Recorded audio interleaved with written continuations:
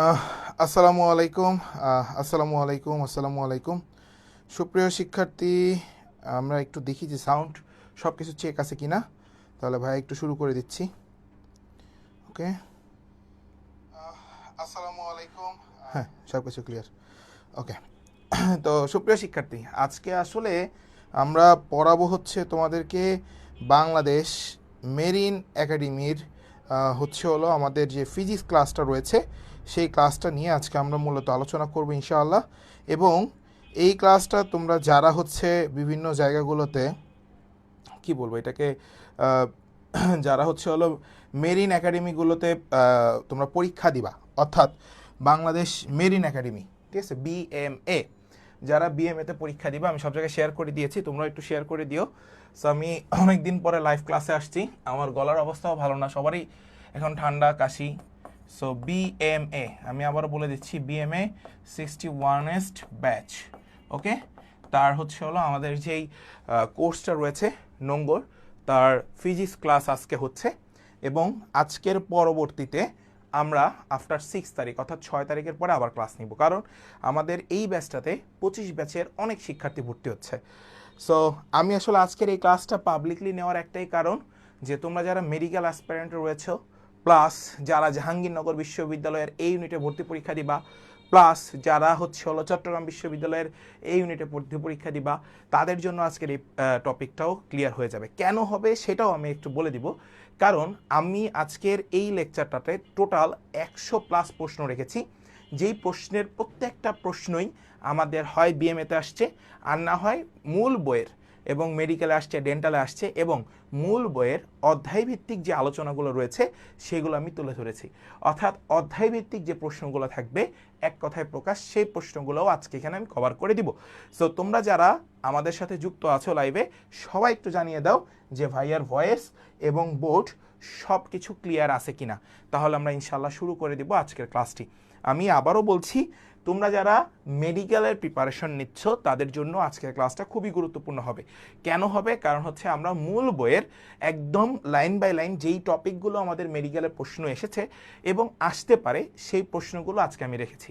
এবং আমাদের মূল বইয়ের ঠিক পিছনে অধ্যায়ভিত্তিক যে প্রশ্নগুলো থাকে, সেই প্রশ্নগুলোও আমি আজকে রেখেছি। সাথে আমাদের বাংলাদেশ মেরিন একাডেমির যতগুলো বিগত বছরের প্রশ্ন ছিল সেগুলোও রেখেছি। প্লাস আমাদের চট্টগ্রাম বিশ্ববিদ্যালয় বলো, তারপর জাহাঙ্গীরনগর এই ইউনিটে বলো, দেখবে এক কথায় প্রকাশ আসে, সেই প্রশ্নগুলো আমরা এখানে রেখেছি। সো আজকের এই টপিকটা, অর্থাৎ তাপগতিবিদ্যা বা থার্মোডাইনামিক্স, এই পুরো টপিকটাই তোমাদের জন্য খুবই গুরুত্বপূর্ণ। সো সবাই একটু ভাইয়াকে জানিয়ে দাও যে সবার কাছে সবকিছু ক্লিয়ার আছে কিনা, তাহলে ভাই ইনশাআল্লাহ শুরু করে দেবো। ঠিক আছে? কারো কাছে কোনো প্রবলেম আছে কিনা এবং সবাই সব কিছু বুঝতে পারতেছো কিনা, সবাই একটু জানিয়ে দাও যে ভাইয়ার ভয়েস এবং বোর্ড সব কিছু ক্লিয়ার আছে। আমরা অনেক দিন পরে ব্রেইনবাস মূলত পেজ থেকে আমরা লাইভ ক্লাস নিয়ে হাজির হয়েছি।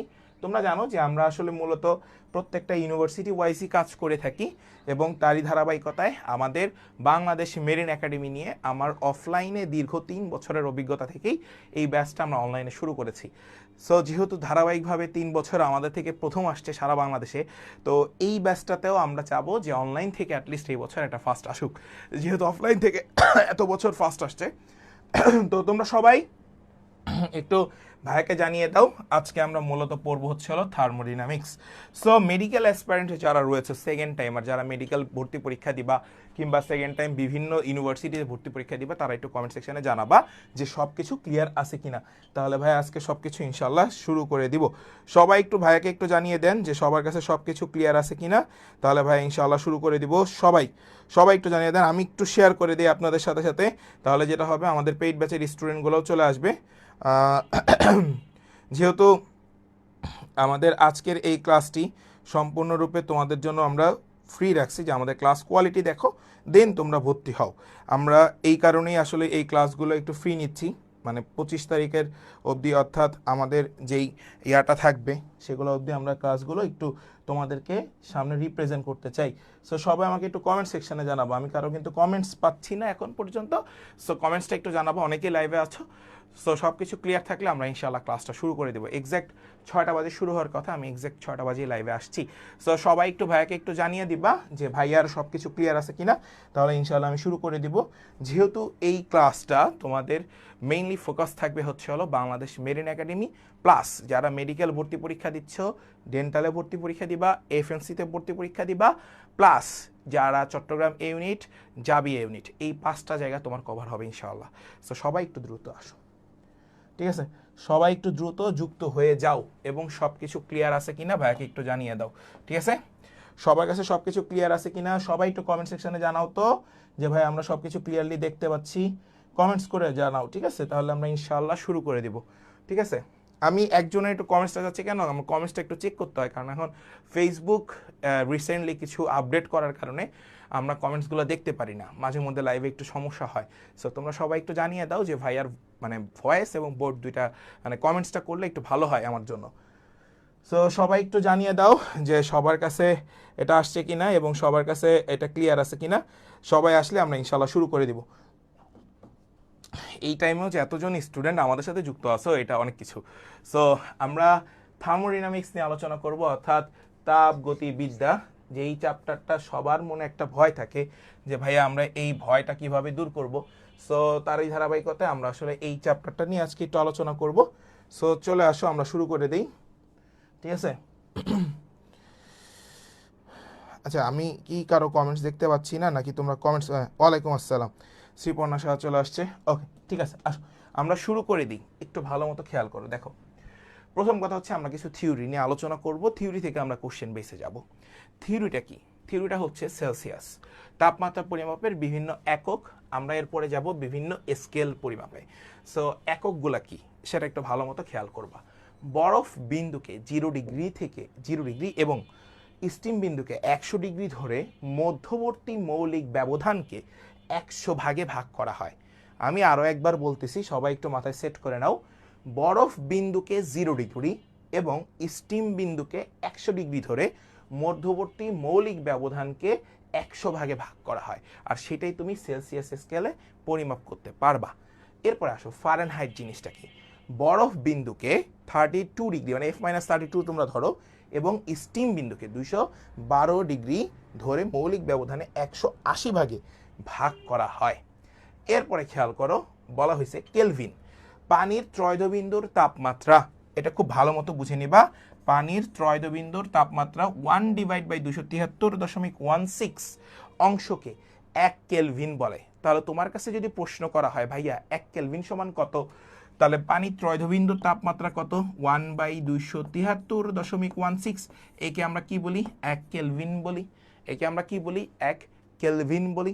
সো এটা কিন্তু আসা প্রশ্ন। এরপরে আসে যে তাপমাত্রা পরিমাপের বিভিন্ন স্কেলের মধ্যে যে পারস্পরিক সম্পর্ক রয়েছে, এইটা থেকে প্রশ্ন একটা 100% আসবে। সবাই লিখে রাখো, এইটা থেকে একটা প্রশ্ন, একটা 100% প্রশ্ন আসবে। আমি আবারও বলে দিচ্ছি, 100% এখান থেকে একটা প্রশ্ন আসবে। কি প্রশ্নটা একটু মনোযোগ দিয়ে দেখো। C/5 = F-32 / 9 = K-273 / 5। সো এই কনভার্সন থেকে 100% একটা প্রশ্ন আসবে। তুমি জাস্ট এই কনভার্সনটুকু মনে রাখবা, আর কিছু দরকার নেই। এই পর্যন্ত সবাই ক্লিয়ার কিনা সবাই একটু ভাইকে জানাও যে ভাই আমরা এই পর্যন্ত ক্লিয়ার হয়েছি। আমি আবারও বলতেছি, এইটা থেকে 100% একটা প্রশ্ন আসবে। স্কেল কনভার্সন থেকে 100% একটা প্রশ্ন এসে পড়বে।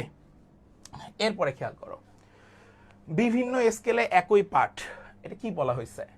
ধরো এটা কিন্তু প্রশ্ন আসছে, এই যে এই দুইটা প্রশ্ন কিন্তু চলে আসছে, ঠিক আছে? বিএমএ বলো, তুমি চট্টগ্রাম বলো, রাজশাহী বলো, তুমি জাহাঙ্গীরনগর বলো, যে কোনো পাবলিক ইউনিভার্সিটি বলো, এই দুইটা লাইন থেকে দুইটা প্রশ্ন হুবহু প্রতি বছর আসে, যে কোনো ইউনিভার্সিটিতে আসবে। কি বলা হয়েছে একটু ভালো মতো খেয়াল করো। তোমার কাছে অপশনে যদি বলা থাকে -40°C এবং -40°F, যে কোনো একটা বলা থাকতেই পারে। সেলসিয়াস ও ফারেনহাইট স্কেলে একই পাঠ পাওয়া যায়, তাহলে তোমার কাছে প্রশ্ন হইতে পারে সেলসিয়াস ও ফারেনহাইট স্কেলে একই পাঠ পাওয়া যায় নিচের কোন তাপমাত্রায়? তোমার কাছে অ্যান্সার হবে -40°C এবং -40°F।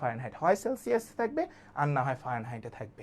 এই পর্যন্ত তো ক্লিয়ার। এটা থেকে একটা প্রশ্ন 100% কমন। এবার একটু খেয়াল করো, আরেকটা জিনিস আছে। তোমার কাছে বলবে কেলভিন ও ফারেনহাইট স্কেলে একই পাঠ পাওয়া যায় কোন তাপমাত্রায়?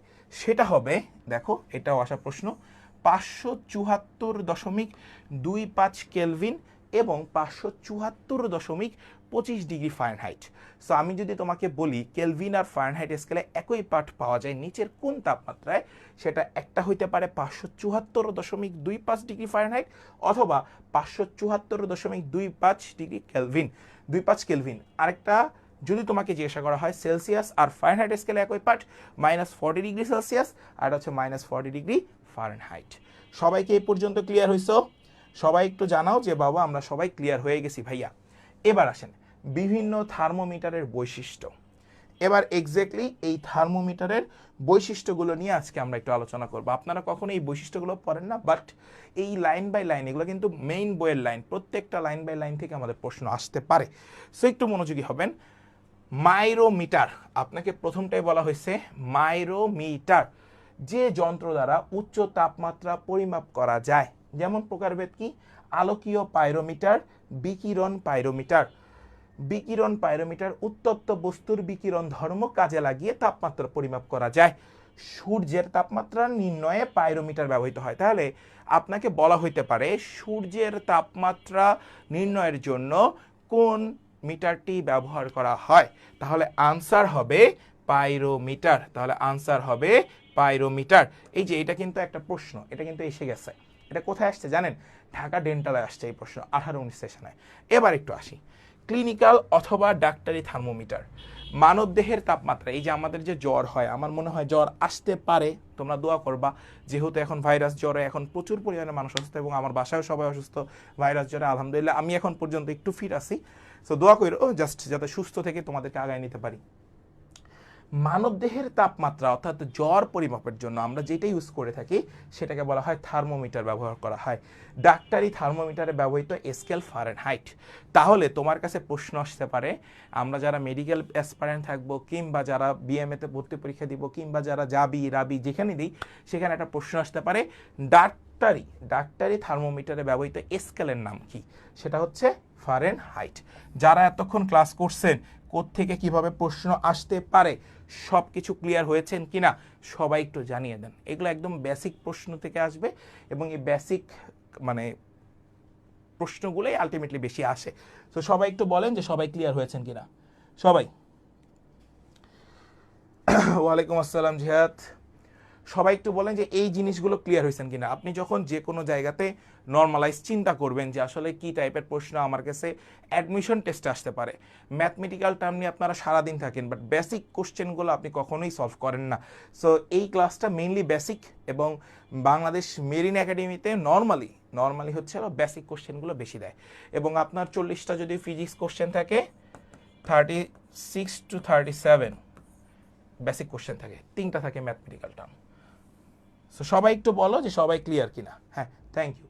নেক্সট খেয়াল করো, তাপগতিবিদ্যার কোন সূত্রকে ভিত্তি করে থার্মোমিটার তৈরি করা হয়? এই প্রশ্নটা কোথায় কথা আসছে দেখো, মেডিকেল অ্যাডমিশন টেস্ট 21-22 আসছে। যারা মেডিকেল অ্যাসপারেন্ট রয়েছে এবং সিমিলার প্রশ্নটাই বাংলাদেশ মেরিন একাডেমি 57তম ব্যাচে আসছে। তো প্রশ্নটা কি বলা হয়েছে? তাপগতিবিদ্যার কোন সূত্রকে ভিত্তি করে থার্মোমিটার তৈরি করা হয়? আমরা জানি 0তম সূত্র যেটা থাকবে, কারণ এখানে তো ফারেনহাইট স্কেল ব্যবহৃত করা হয় ডাক্তারি যে স্কেলটা মাপি, তাই না? তাহলে সেটা হবে 0তম সূত্র। এরপরে আসো নেক্সট, দেখো বস্তুর কোন বৈশিষ্ট্যটি পাইরোমিটারে ব্যবহৃত হয়? আমি তোমাদেরকে আগেই বলছি সূর্যের যে বিকিরণটা থাকবে সেখানে দেখবা পাইরোমিটার ব্যবহার করা হয়। আমি বলছিলাম যে এটা ম্যাথ অ্যাডমিশন টেস্টে আসছিল 20-21 আসছে। সো এটা খুবই ইম্পর্টেন্ট। আমি কি বলছিলাম? পাইরোমিটার ব্যবহৃত হয় সূর্যের বিকিরণ বা আলো ছড়াতে। তাহলে সেটা কি হবে? বিকিরণ বৈশিষ্ট্য। দেখছো প্রত্যেকটা লাইন বাই লাইন অ্যান্সার পেয়ে যাবা। নেক্সট, পানির ত্রয়োদবিন্দুর তাপমাত্রা আমি তোমাদেরকে একটু আগে বলে আসছি কত কেলভিনে থাকবে। এটা দেখো ডেন্টালের অ্যাডমিশন টেস্টে 20-21 এবং 21-22 প্লাস বিএমএ 58 ব্যাচে আসছে। ঠিক আছে, বিএমএ 58 ব্যাচে আসছে। আমি তোমাদেরকে বলছিলাম 273.16 কেলভিন, 273.16 কেলভিন।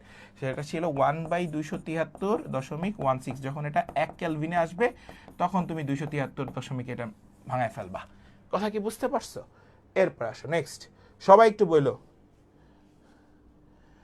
এই যে আশরাফ চলে আসছে, ডু অর ডাই ব্যাচের স্টুডেন্ট। করো, কোনো সমস্যা নাই, যাই যেখানে আসো সবাই ক্লাসগুলো করো, ইম্পর্টেন্ট। আমি আবারও বললাম, তাপকে নিম্ন তাপমাত্রা থেকে উচ্চ তাপমাত্রায়, ধরো একটা তাপ রয়েছে, সেটা একটা নিম্ন তাপমাত্রা রয়েছে, সেই নিম্ন তাপমাত্রা থেকে যদি আমি উচ্চ তাপমাত্রা নিয়ে যাই, ধরো তুমি যখন চুলায় একটা পাত্র দিবা তখন থাকবে 0 ডিগ্রি সেলসিয়াস, সেখান থেকে তুমি উচ্চ তাপমাত্রা নিচ্ছ 100 ডিগ্রি সেলসিয়াস। তাপমাত্রায় পাঠানোর যে প্রক্রিয়াটা থাকবে সেই প্রক্রিয়াকে তুমি কি বলতেছো? হিমায়ন বলতেছো। সেই প্রক্রিয়াকে কি বলতেছো? হিমায়ন বলতেছো। এরপর আসো, এটা কোথায় আসছে দেখো, ডেন্টাল অ্যাডমিশন টেস্ট 18-19। নেক্সট, এটা ইসাক স্যারের বইয়ের প্রশ্ন, এটা ইসাক স্যারের বইয়ের প্রশ্ন, একটু মানে মাথায় সেট করে নাও। দেখো আমি এখানে কি বলছি, 501.85 ডিগ্রি সেলসিয়াস, 501.85 ডিগ্রি সেলসিয়াস তাপমাত্রার সমতুল্য থার্মোডাইনামিক তাপমাত্রা কত? সমতুল্য থার্মোডাইনামিক তাপমাত্রা কত? আচ্ছা ঠিক আছে, আসো এটা কোন ইয়াতে আসছে? ইসাক স্যারের বইতে আসছে। আসো, থার্মোডাইনামিক সেটা হচ্ছে সি প্লাস, আমরা সবাই জানি সি প্লাস 273.15, এটা মনে রাখবা। তাহলে সি এর মান কত আছে ভাই? দেখো 501, কত আছে? 501.85 প্লাস 273.15। সো দেখো 85 আর 15 করলে 1 আসে, তার মানে পাশে 0, আর 501 আর 273 যোগ করলে হয় 774, আর 1 যোগ করলে 575.00। তাহলে 775.00 কেলভিন। এটা মাথায় রেখো সবাই।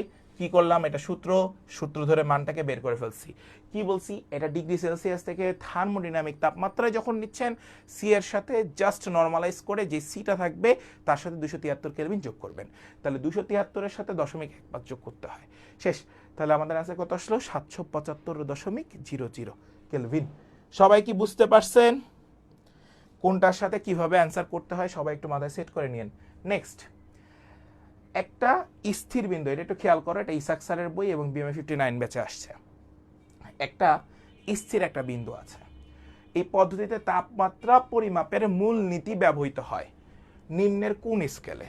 আমাকে বলা হয়েছে একটা স্থির বিন্দুর পদ্ধতিতে তাপমাত্রা পরিমাপের মূলনীতি ব্যবহৃত হয় কোন স্কেলে? আমরা সবাই জানি মূলনীতি ব্যবহৃত হয় কেলভিন স্কেলে। আমরা সবাই জানি মূলনীতি মূলত ব্যবহৃত হয় কেলভিন স্কেলে। সে কেলভিন স্কেলটাই নিয়ে আসলাম।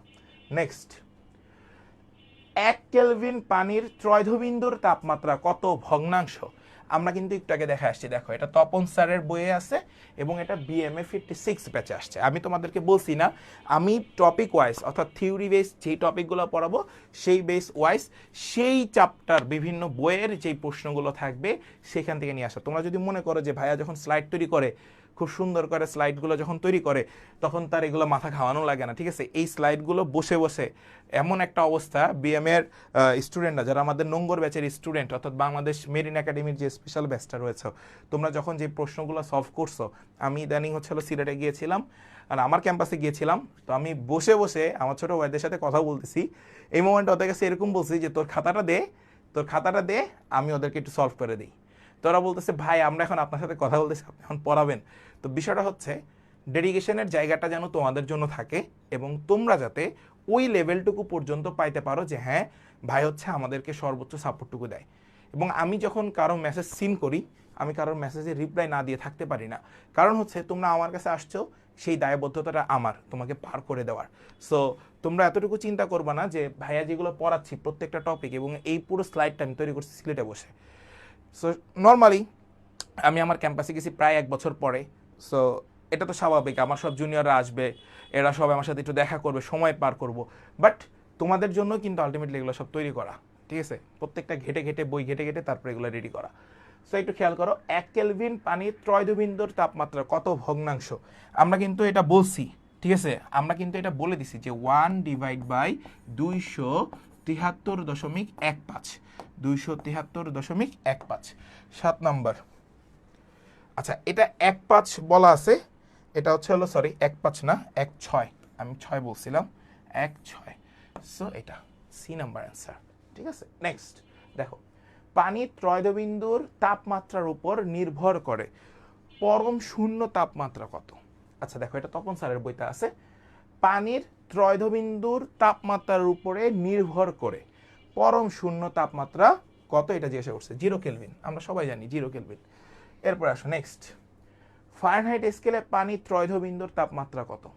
আচ্ছা ঠিক আছে, ফারেনহাইট স্কেলে ত্রয়োধবিন্দুর, যেহেতু ফারেনহাইট বলছে, ভালো মতো খেয়াল করবা, যেহেতু ফারেনহাইট বলছে তাহলে যেই জিনিসটা থাকবে এইটা থাকার কথা ছিল কেলভিনে, এটা থাকার কথা ছিল কেলভিনে, এইটা থাকার কথা ছিল ধরো সেলসিয়াসে, এইটা হচ্ছে হলো মূলত ফারেনহাইট। আমরা একটু আগে একদম বেসিকের শুরুতে পড়ে আসছিলাম যে 0 থেকে 32 ডিগ্রি ফারেনহাইটের মধ্যে গেলে আমার কাছে পানি ত্রয়োধবিন্দু তাপমাত্রা পাওয়া যায়। তাহলে আমরা কি লিখলাম? 32 degree Fahrenheit, 32 degree Fahrenheit. Clear? Next.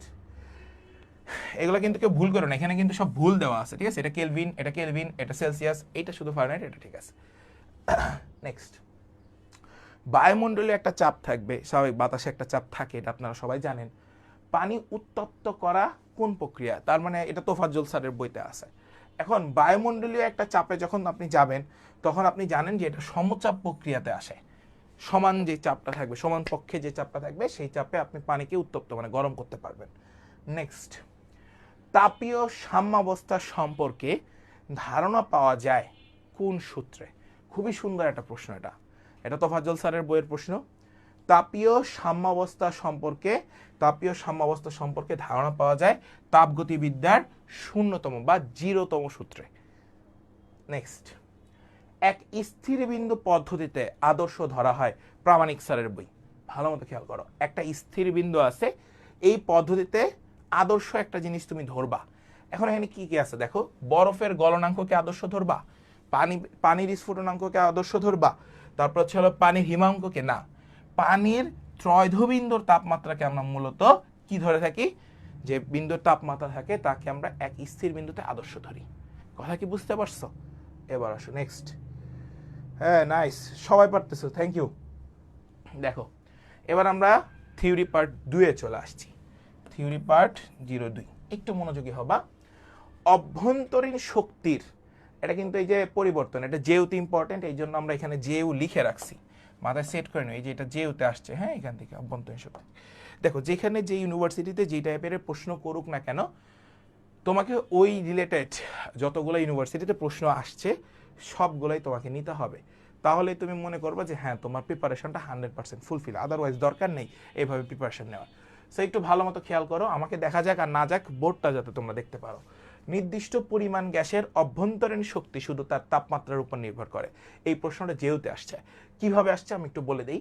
নির্দিষ্ট পরিমাণ গ্যাসের অভ্যন্তরীণ শক্তি, এভাবে না, তোমাকে বলা হয়েছে এক্সাক্ট একটা পরিমাণ গ্যাসের একটা সংখ্যা বলে দেয়া থাকবে, বলা হবে এই গ্যাসের অভ্যন্তরীণ শক্তি কার উপর নির্ভর করে।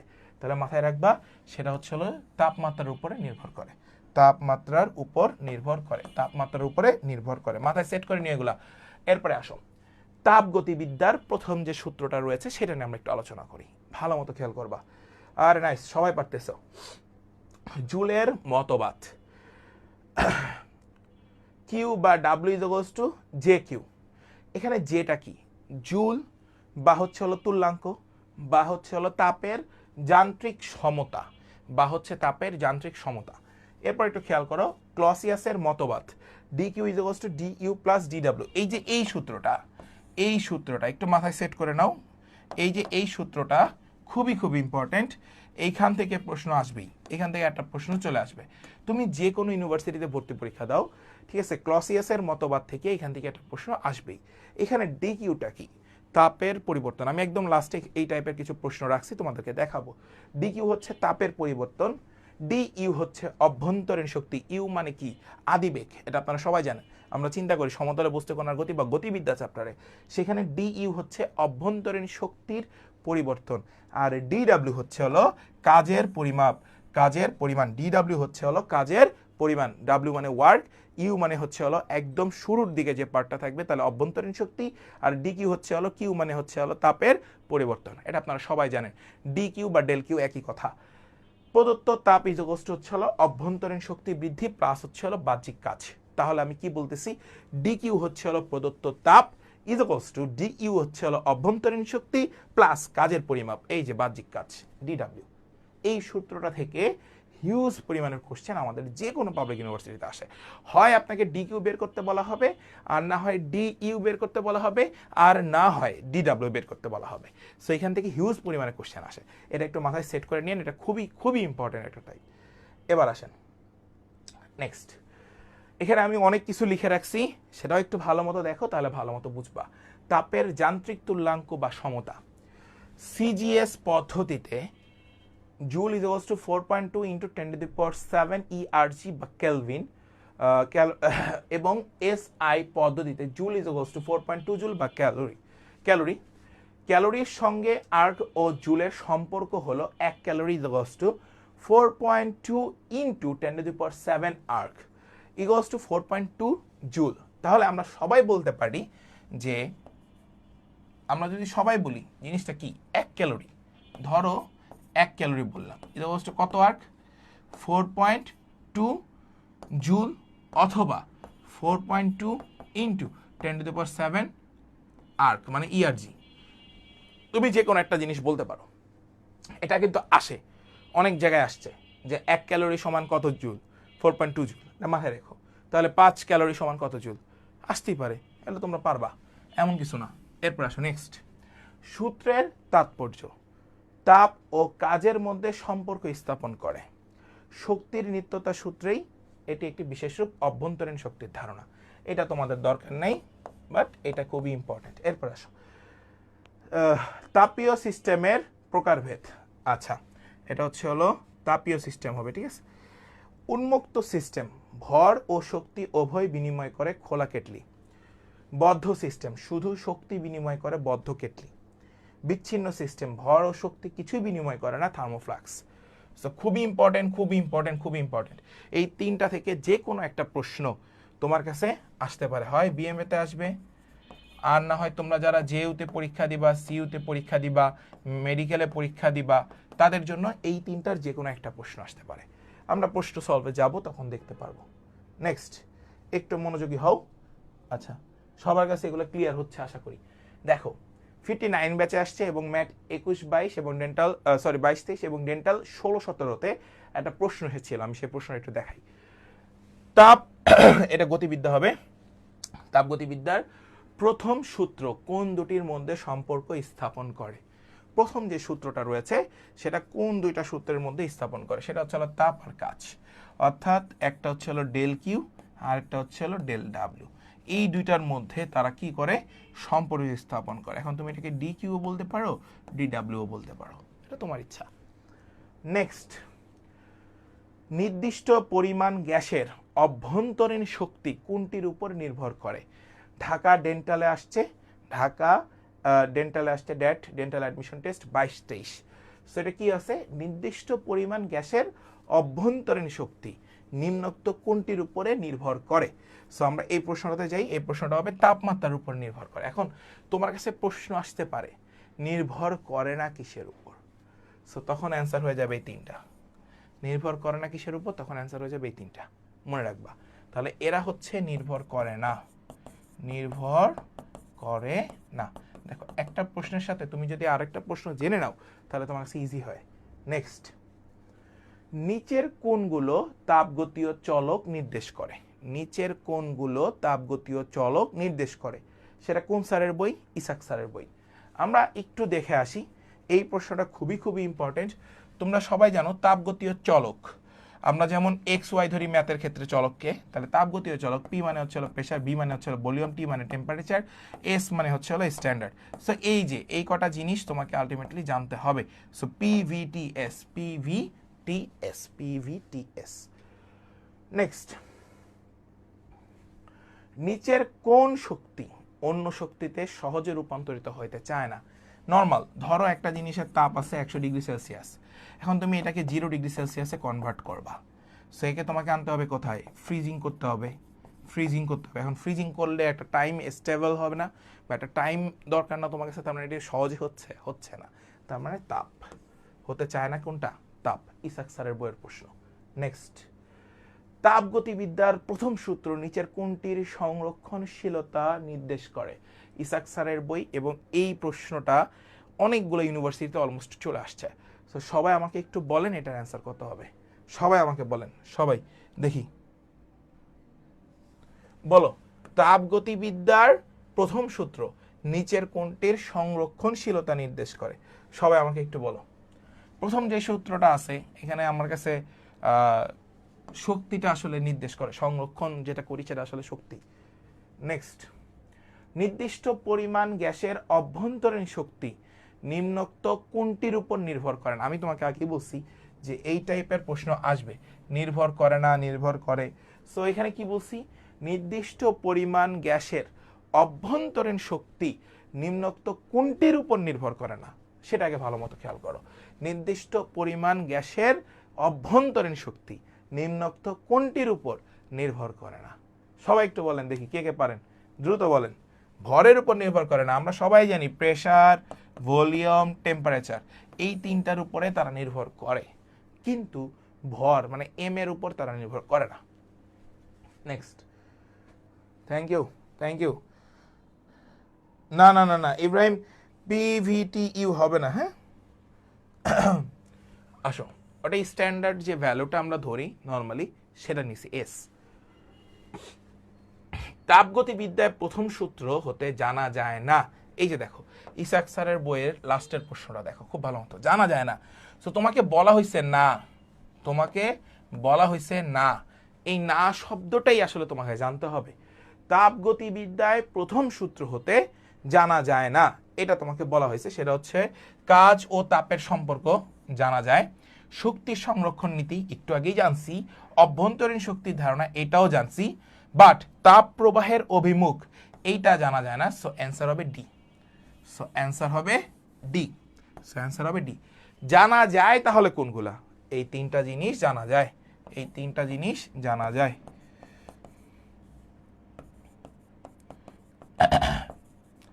জানা যায় এই তিনটা জিনিস, বুঝতে পারছো? নেক্সট, আপেক্ষিক তাপ, এই যে দেখো, এই যে জিহাদ একটু আগে আমি তোমাকে বলছিলাম আপেক্ষিক তাপ হচ্ছে স্ট্যান্ডার্ড প্রেসার, যে টেম্পারেচার সেটা হচ্ছে এস, তাই না? তাহলে এস বিশিষ্ট, এই যে আমি তোমাকে বললাম না যে ভাই ইউ হবে কিনা, এই যে এটা আপেক্ষিক তাপের উপর ডিপেন্ড করে, ঠিক আছে, সিরিয়াল যেটা আর কি। আপেক্ষিক তাপ এস বিশিষ্ট একটি বস্তুর সমস্ত গতিশক্তি তাপ শক্তিতে পরিণত হওয়ায় তার তাপমাত্রার পার্থক্য কত হবে সেটা তোমাকে জিজ্ঞাসা করছে, এটা ইসাক স্যারের একটা বইয়ের প্রশ্ন। আচ্ছা ঠিক আছে, আমরা এই প্রশ্নটা একটু দেখি। দেখো আমাকে বলছে গতিশক্তি হচ্ছে হলো হাফ mv স্কোয়ার, আরেকটা বলছে তাপ শক্তিতে, তাহলে ms ডেল থিটা, এটা বলা হয়েছে। তাহলে আমরা একটা কাজ করতে পারি না ভাইয়া, ওই সাইডে বাদ দিয়ে দিই, তাই না? তাহলে এই হাফটা এই পাশে গেলে কি হয়ে যায়, এটাকে ভালো মতো দেখো, এই হাফটা পাশে গেলে গুণ হয়ে যায়, তাহলে V square equal 2s del theta. আমাকে বলা হয়েছে তাপমাত্রার পার্থক্য কত হবে, ভালো মতো বুঝবা, তাপমাত্রার পার্থক্য কত হবে, তাহলে ভি বের করো, V equals to root over 2s del theta, তাহলে এই যে পেয়ে গেছো root over 2s del theta. এই প্রশ্নটা কে কে বুঝো নাই তারা আমাকে একটু কমেন্ট সেকশনে জানাও, এই প্রশ্নটা কে কে বুঝো নাই তারা সবাই আমাকে একটু জানাও, সবার কমেন্টসটা একটু দেখি, সবাই আমাকে একটু জানাও যে ভাই আমি এটা জানি নাই বা এটা বুঝি নাই, তাহলে আমি এটা আরেকবার বুঝাবো। আমি আরেকবার বলে দিচ্ছি, দেখো তোমাকে বলছে একটা বস্তুর সমস্ত গতিশক্তি মানে হাফ এমভি স্কোয়ার তাপ শক্তিতে রূপান্তর হয়েছে, ms ডেল থিটা তাপ শক্তি, তাহলে আমাকে ভি এর পরিমাণটা বের করতেছে, তাপমাত্রা যে পরিমাণ পার্থক্যটা থাকবে। সবাই একটু বলো যে সবাই ক্লিয়ার হয়েছে কিনা, সবাই ক্লিয়ার থাকলে ভাইয়াকে একটু জানাও যে ভাই আমরা অলমোস্ট এটা ক্লিয়ার হয়েছি, তাহলে অলমোস্ট এটা আমি চেঞ্জ করব। সবাই একটু কমেন্টসে জানাও সবাই, বাবা এটা খুবই ইম্পর্টেন্ট টাইপ, মানে এইটা থেকে একটা প্রশ্ন আসতেই পারে। দেখো ইসাক স্যারের বই, তোমরা যারা হচ্ছে হলো বিভিন্ন বইয়ের প্রশ্নগুলো সলভ করতে ভয় পাও, সেই প্রশ্নগুলো আমি এই ব্যাচটাতে আসলে মূলত সলভ করে দিই, কারণ বিএমএতে মেইন বইয়ের উপরে কোনো প্রশ্ন হয় না। সো মেইন বইটাই আমরা ভালো মতো শেষ করে দিচ্ছি ওদেরকে ইনশাল্লাহ। নেক্সট, কেবলমাত্র একটা স্লাইডের 4 ভাগের 1 ভাগ শেষ করছি, আরো 3 ভাগ বাকি। খেয়াল করো, কৃত কাজ আয়তন পরিবর্তনের সঙ্গে সমানুপাতিক হলে, কৃত কাজ আয়তনের সাথে সমানুপাতিক হলে, আমি আবারও বলছি কি হলে, সঙ্গে সমানুপাতিক হলে, তাহলে স্থির চাপে হয়, সমানুপাতিক হবে স্থির চাপে। নেক্সট, ডেল কিউ পরিমাণ তাপ শক্তি সরবরাহ করার ফলে যদি কোনো সিস্টেমের অভ্যন্তরীণ পরিবর্তন ডেল ইউ এবং সিস্টেম কর্তৃক পরিবেশের উপর বাহ্যিক কৃত কাজের পরিমাণ ডেল ডাব্লিউ হয়, তাহলে তাহলে কোনটা হবে? আমরা সবাই একটু আগে দেখে আসছি মানে ক্লোসিয়াসের যে ফর্মুলাটা ছিল del Q is equals to del U plus হচ্ছে হলো ডেল ডাব্লিউ। এইটা হচ্ছে হলো তাপমাত্রার পরিবর্তন। আমি আবারও বললাম, এইটা ছিল হচ্ছে হলো তাপমাত্রার পরিবর্তন। ডেল ইউ সেটা ছিল হচ্ছে হলো অভ্যন্তরীণ যত ঝামেলা ছিল, আর এটা হচ্ছে হলো বাহ্যিক কাজ। এটা ছিল হচ্ছে হলো বাহ্যিক কৃত কাজ বা কাজের যে পরিবর্তনটা ছিল। তাহলে এটা কোনটা অ্যান্সার হবে? সবাই একটু বলো, এ নাম্বারটা অ্যান্সার। পারো তো এটা, এমন না যেটা পারবা না। নেক্সট, গ্যাস কর্তৃক কৃত কাজ সম্পূর্ণ হলে নিচের কোনটি প্রযোজ্য? গ্যাস কর্তৃক কৃত কাজ যদি সম্পূর্ণ হয় তাহলে আয়তন বৃদ্ধি পায়, এটা আপনারা সবাই জানেন, তপন স্যারের বইয়ের প্রশ্ন। নেক্সট, বিএমএ 60 ব্যাচ গত বছর আসছিল এবং এটা প্রামাণিক স্যারের বই। আমি আরেকবার একটু বলে রাখি, আপনারা যারা 60 ব্যাচের কোশ্চেন কোথাও আপনারা পাবেন না, বাট এটা ব্রেনবাজের কাছে আছে, ঠিক আছে? 60 ব্যাচের কোশ্চেন পুরো বাংলাদেশে কারো কাছে নেই, এটা ব্রেনবাজের কাছে আছে। কারণ হচ্ছে ভর্তি পরীক্ষা শেষ হওয়ার পরে আমরা হচ্ছে হলো আমাদের যে যতগুলো স্টুডেন্ট গত বছর পরীক্ষা দিয়েছিল সবার কাছ থেকে শুনে শুনে আমরা এই কোশ্চেনগুলোকে একদম রিলোড করে ফেলছি। এবং আমি দেখি ম্যাক্সিমাম কোশ্চেন 40টার মধ্যে কোশ্চেন 37টা কোশ্চেন মূল বইয়ের পিছনের বইয়ের থেকে প্রশ্ন করছিল, এবং সেই প্রশ্নগুলোই এই যে এখানে তুলে ধরা আছে। একটু ভালো মতো খেয়াল করো, তাপগতিবিদ্যার প্রথম সূত্রের জুলের বিবৃতি কোন তাপগতীয় প্রক্রিয়ারই একটা বিশেষ রূপ, এটা তোমাকে জিজ্ঞাসা করছে। বিএমএ 60 ব্যাচ আসছে এবং এটা প্রামাণিক স্যারের বইয়ের। তাপগতিবিদ্যার প্রথম সূত্র জুলের বিবৃতিতে বলা হয়েছে, সেটা হচ্ছে সমষ্ণ প্রক্রিয়ার কথা বলা হয়েছিল, সমায়তন। এবার আসো, আমরা এবার থিওরি পার্ট 3-এ চলে আসছি। আসো থিওরি পার্ট 3, ঠিক আছে? একটু মনোযোগ দাও। সমষ্ণ পরিবর্তন, ধীর প্রক্রিয়া, তাপমাত্রা স্থির। সমষ্ণ প্রক্রিয়া বয়েলের সূত্র মেনে চলে, অর্থাৎ পিভি ধ্রুবক। তাহলে সমষ্ণ প্রক্রিয়া, এই যে দেখো, সমষ্ণ প্রক্রিয়া কার সূত্র মেনে চলে? বয়েলের সূত্র মেনে চলে। কার সূত্র মেনে চলে? বয়েলের সূত্র মেনে চলে, অর্থাৎ পিভি ইজ ইকুয়ালস টু ধ্রুবক। ব্যবস্থা কর্তৃক কৃত কাজ সরবরাহকৃত তাপশক্তির সমান। সরবরাহকৃত তাপশক্তির সমান, অর্থাৎ D Q is equals to D W. D Q is equals to D W. রুদ্ধতাপীয় যে পরিবর্তনটা থাকবে সেটা নিয়ে আমরা একটু কথা বলি। অতি দ্রুত প্রক্রিয়া, এটা হচ্ছে রুদ্ধতাপীয় প্রক্রিয়া। সিস্টেম তাপ গ্রহণ করে না, অর্থাৎ রুদ্ধতাপীয় প্রক্রিয়ায় কিন্তু তাপ গ্রহণ করবে না সিস্টেম, কিংবা তাপ বর্জনও করবে না। একে সম এন্ট্রপি প্রক্রিয়াও বলা হয়। গ্যাস কুপরিবাহী পাত্রে থাকবে। তাহলে আমি যদি তোমাকে বলি রুদ্ধতাপীয় প্রক্রিয়ার অপর নাম কি, যদি তোমাকে জিজ্ঞাসা করা হয় যে ভাই রুদ্ধতাপীয় প্রক্রিয়ার অপর নাম কি, তখন তুমি কি বলবা? সম এন্ট্রপি প্রক্রিয়া বলবা। কথা কি সবাই বুঝছো? সবাই একটু বলো। হ্যাঁ সাদ, এবার হবে। এই যে তোমাদের সাথে এখন যে সাদ কমেন্টস করছে, সাদের কথাটা একটু বলি। তোমাদের সিনিয়র, এবং সে এখন আইএমএতে আছে, ইন্টারন্যাশনাল মেরিন একাডেমিতে আছে, ঠিক আছে? আইএমএতে আছে। সো এই যে দেখো, ওরা কিন্তু সব আমার অফলাইন ব্যাচের স্টুডেন্ট, এবং ও আমার শুধুমাত্র স্টুডেন্ট না, ও এবং আরও কয়েকজন আছে, ওরা আমার খুব কাছের ছোট ভাই। মানে ওদেরকে এইভাবে আমি আগলে রাখছি যে তোদেরকে হচ্ছে হলো একদম শেষ স্টেজ পর্যন্ত নিয়ে যাবো। তো এই সাদের কিন্তু 2টা জিপিএ 5 ছিল, ঠিক আছে? 2টা জিপিএ 5 ছিল। প্রথমবার সে হচ্ছে হলো রিটেনে টিকে যায়, ভাইভাতে যেয়ে সে বাদ পড়ে যায়। সেকেন্ড বার এসে সে আর বাদ পড়ে না। সো আইএমএ মানে বিএমএতে যারা তোমরা ভর্তি পরীক্ষা দিবা, তারা আসলে আলটিমেটলি জানো যে তাদের ভাইবা থাকে, ফিজিক্যাল টেস্ট থাকে, তারপর হচ্ছে হলো ডাক্তারি যে চোখের পাওয়ারটা থাকে, এগুলো সব নিয়ে একটা মানে একটা ইয়া থাকে। সো ও কিন্তু এখন আইএমএতে আছে। কিছু মানে তোমরা এখন যাবা, ও আবার সিনিয়র হয়ে যাবে। যারা আইএমএতে যাবা ওর সাথে দেখা হবে ইনশাল্লাহ, ঠিক আছে? সো বিষয়টা হচ্ছে আইএমএতে যারা পড়বা ওর সাথে ইনশাল্লাহ দেখা হবে। আদর্শ গ্যাসের চাপ ও আয়তনের সম্পর্ক পিভি, আর উপরে যে গামা, গামার মান কিন্তু 1 পরমাণুক হয়, দ্বিপরমাণুক হয়, ত্রিপরমাণুক হয়, বহু পরমাণুক হয়। এটা হচ্ছে ধ্রুবক। তাপমাত্রা ও আয়তনের সম্পর্ক, এটা মাথায় রেখো। তাপমাত্রার আয়তনের যে সম্পর্ক রয়েছে এটা, আর চাপ ও তাপমাত্রার যে সম্পর্ক সেটা হচ্ছে এটা, ঠিক আছে? এই 2টা সম্পর্ক থেকে প্রশ্ন আসতে পারে। আমি আরো একবার রিকল করে দিচ্ছি তোমাদেরকে, তাপমাত্রা ও আয়তনের যে সম্পর্ক রয়েছে সেটা একটা, আরেকটা হচ্ছে চাপ ও তাপমাত্রার যে সম্পর্ক রয়েছে সেটা হচ্ছে আরো একটা। দুইটার সম্পর্ক কিন্তু দুই রকম, এই দুইটা সম্পর্ক থেকে যে কোনো একটা প্রশ্ন আসতে পারে। নেক্সট খেয়াল করেন, রুদ্ধতাপীয় যে পরিবর্তন রয়েছে সেটা নিয়ে আমরা একটু কথা বলি। ওকে, এবার একটু আসো, রুদ্ধতাপীয় পরিবর্তন। রুদ্ধতাপীয় একটা লেখচিত্র থাকবে, সমষ্ণ লেখ অপেক্ষা অধিক খাড়া থাকে। রুদ্ধতাপীয় প্রক্রিয়াটা সমষ্ণ থেকে একটু অধিক খাড়া লম্বা থাকে। এরপরে আসো, রুদ্ধতাপীয় সংকোচনের সিস্টেমে উষ্ণ হয় আর রুদ্ধতাপীয় প্রসারণে সিস্টেম শীতল হয়। তাহলে আমি তোমাকে যদি বলি কোন প্রক্রিয়ায় সিস্টেম উষ্ণ হয়, উষ্ণ হয়, সিস্টেম উষ্ণ হয়, ভালো মতো খেয়াল করবা, সিস্টেম উষ্ণ হয় রুদ্ধতাপীয় প্রক্রিয়ায়, রুদ্ধতাপীয় প্রক্রিয়ায়, রুদ্ধতাপীয় প্রক্রিয়া। আমি আবারও বললাম কোন প্রক্রিয়ায় বাবা, রুদ্ধতাপীয় প্রক্রিয়া। আরেকটা জিনিস কি, আরেকটা হচ্ছে শীতল হয়, সিস্টেম কি হয়, শীতল হয়, শীতল হয়, শীতল হয়। ভালো মতো খেয়াল করবা, রুদ্ধতাপীয় সংকোচনে, রুদ্ধতাপীয় সংকোচনে, রুদ্ধতাপীয় সংকোচনে, মাথায় ভালো মতো সেট করে নাও, রুদ্ধতাপীয় সংকোচনে। আর এইটা হয় রুদ্ধতাপীয় প্রসারণে, রুদ্ধতাপীয় প্রসারণে। তাহলে সিস্টেম উষ্ণ হয় রুদ্ধতাপীয় সংকোচনে, সিস্টেম শীতল হয় রুদ্ধতাপীয় প্রসারণে। ক্লিয়ার? দুটো জিনিস মনে রাখবা।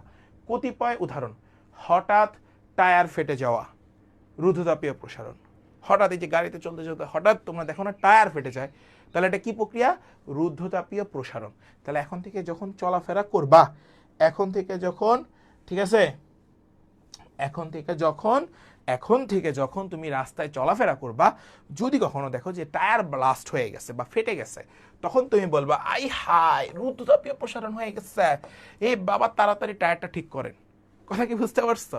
যদি তোমার কাছে কখনো বলা হয় যে রুদ্ধতাপীয় প্রক্রিয়ায় উদাহরণ নিচের কোনটি, হঠাৎ টায়ার ফেটে যাওয়া, চলন্ত গাড়ির টায়ারের মধ্যে সমআয়তন প্রক্রিয়া ঘটে, এটা মনে রাখবা।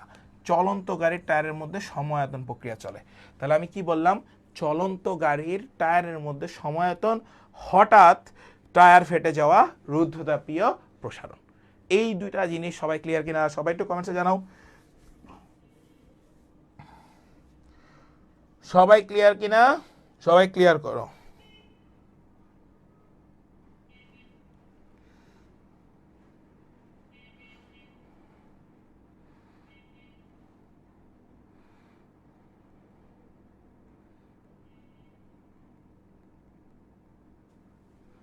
সবাই আমাকে একটু জানাও যে, ওয়ালাইকুম আসসালাম আশিক, দেরি করে ফেলছো। সবাই আমাকে জানাও যে এই পর্যন্ত সবাই ক্লিয়ার হয়েছে কিনা এই পুরো পার্টটুকু। আমি নেক্সট কোশ্চেনে আসি। সবাই একটু কমেন্ট সেকশনে জানিও যে সবাই ক্লিয়ার হয়েছে কিনা। কোন ধরনের প্রক্রিয়ায় বায়ুর মাধ্যমে শব্দ সঞ্চালন হয়? এটা মেডিকেল অ্যাডমিশন টেস্ট 23-24 আসছে। কোন ধরনের প্রক্রিয়ায় বায়ুর মাধ্যমে, কোন ধরনের প্রক্রিয়ায় বায়ুর মাধ্যমে শব্দ সঞ্চালন হয়? রুদ্ধতাপীয়। ওকে, থ্যাংক ইউ। গ্যাসের রুদ্ধতাপীয় প্রসারণে শক্তির যে উৎসটা থাকবে সেই উৎসটা কি? গ্যাসের রুদ্ধতাপীয় প্রসারণে, আমি আবারও বলতেছি, গ্যাসের রুদ্ধতাপীয় যে প্রসারণটা থাকবে তার উৎসটা কি? তাপ গ্রহণ, অভ্যন্তরীণ শক্তি, তাপ বর্জন, বাহ্যিক কার্য। বাহ্যিক কার্য মানে বাহ্যিক কাজ। সো আলটিমেটলি এটার অ্যান্সার হবে অভ্যন্তরীণ যে শক্তিটা ঘটে সেটা ডেল ইউ।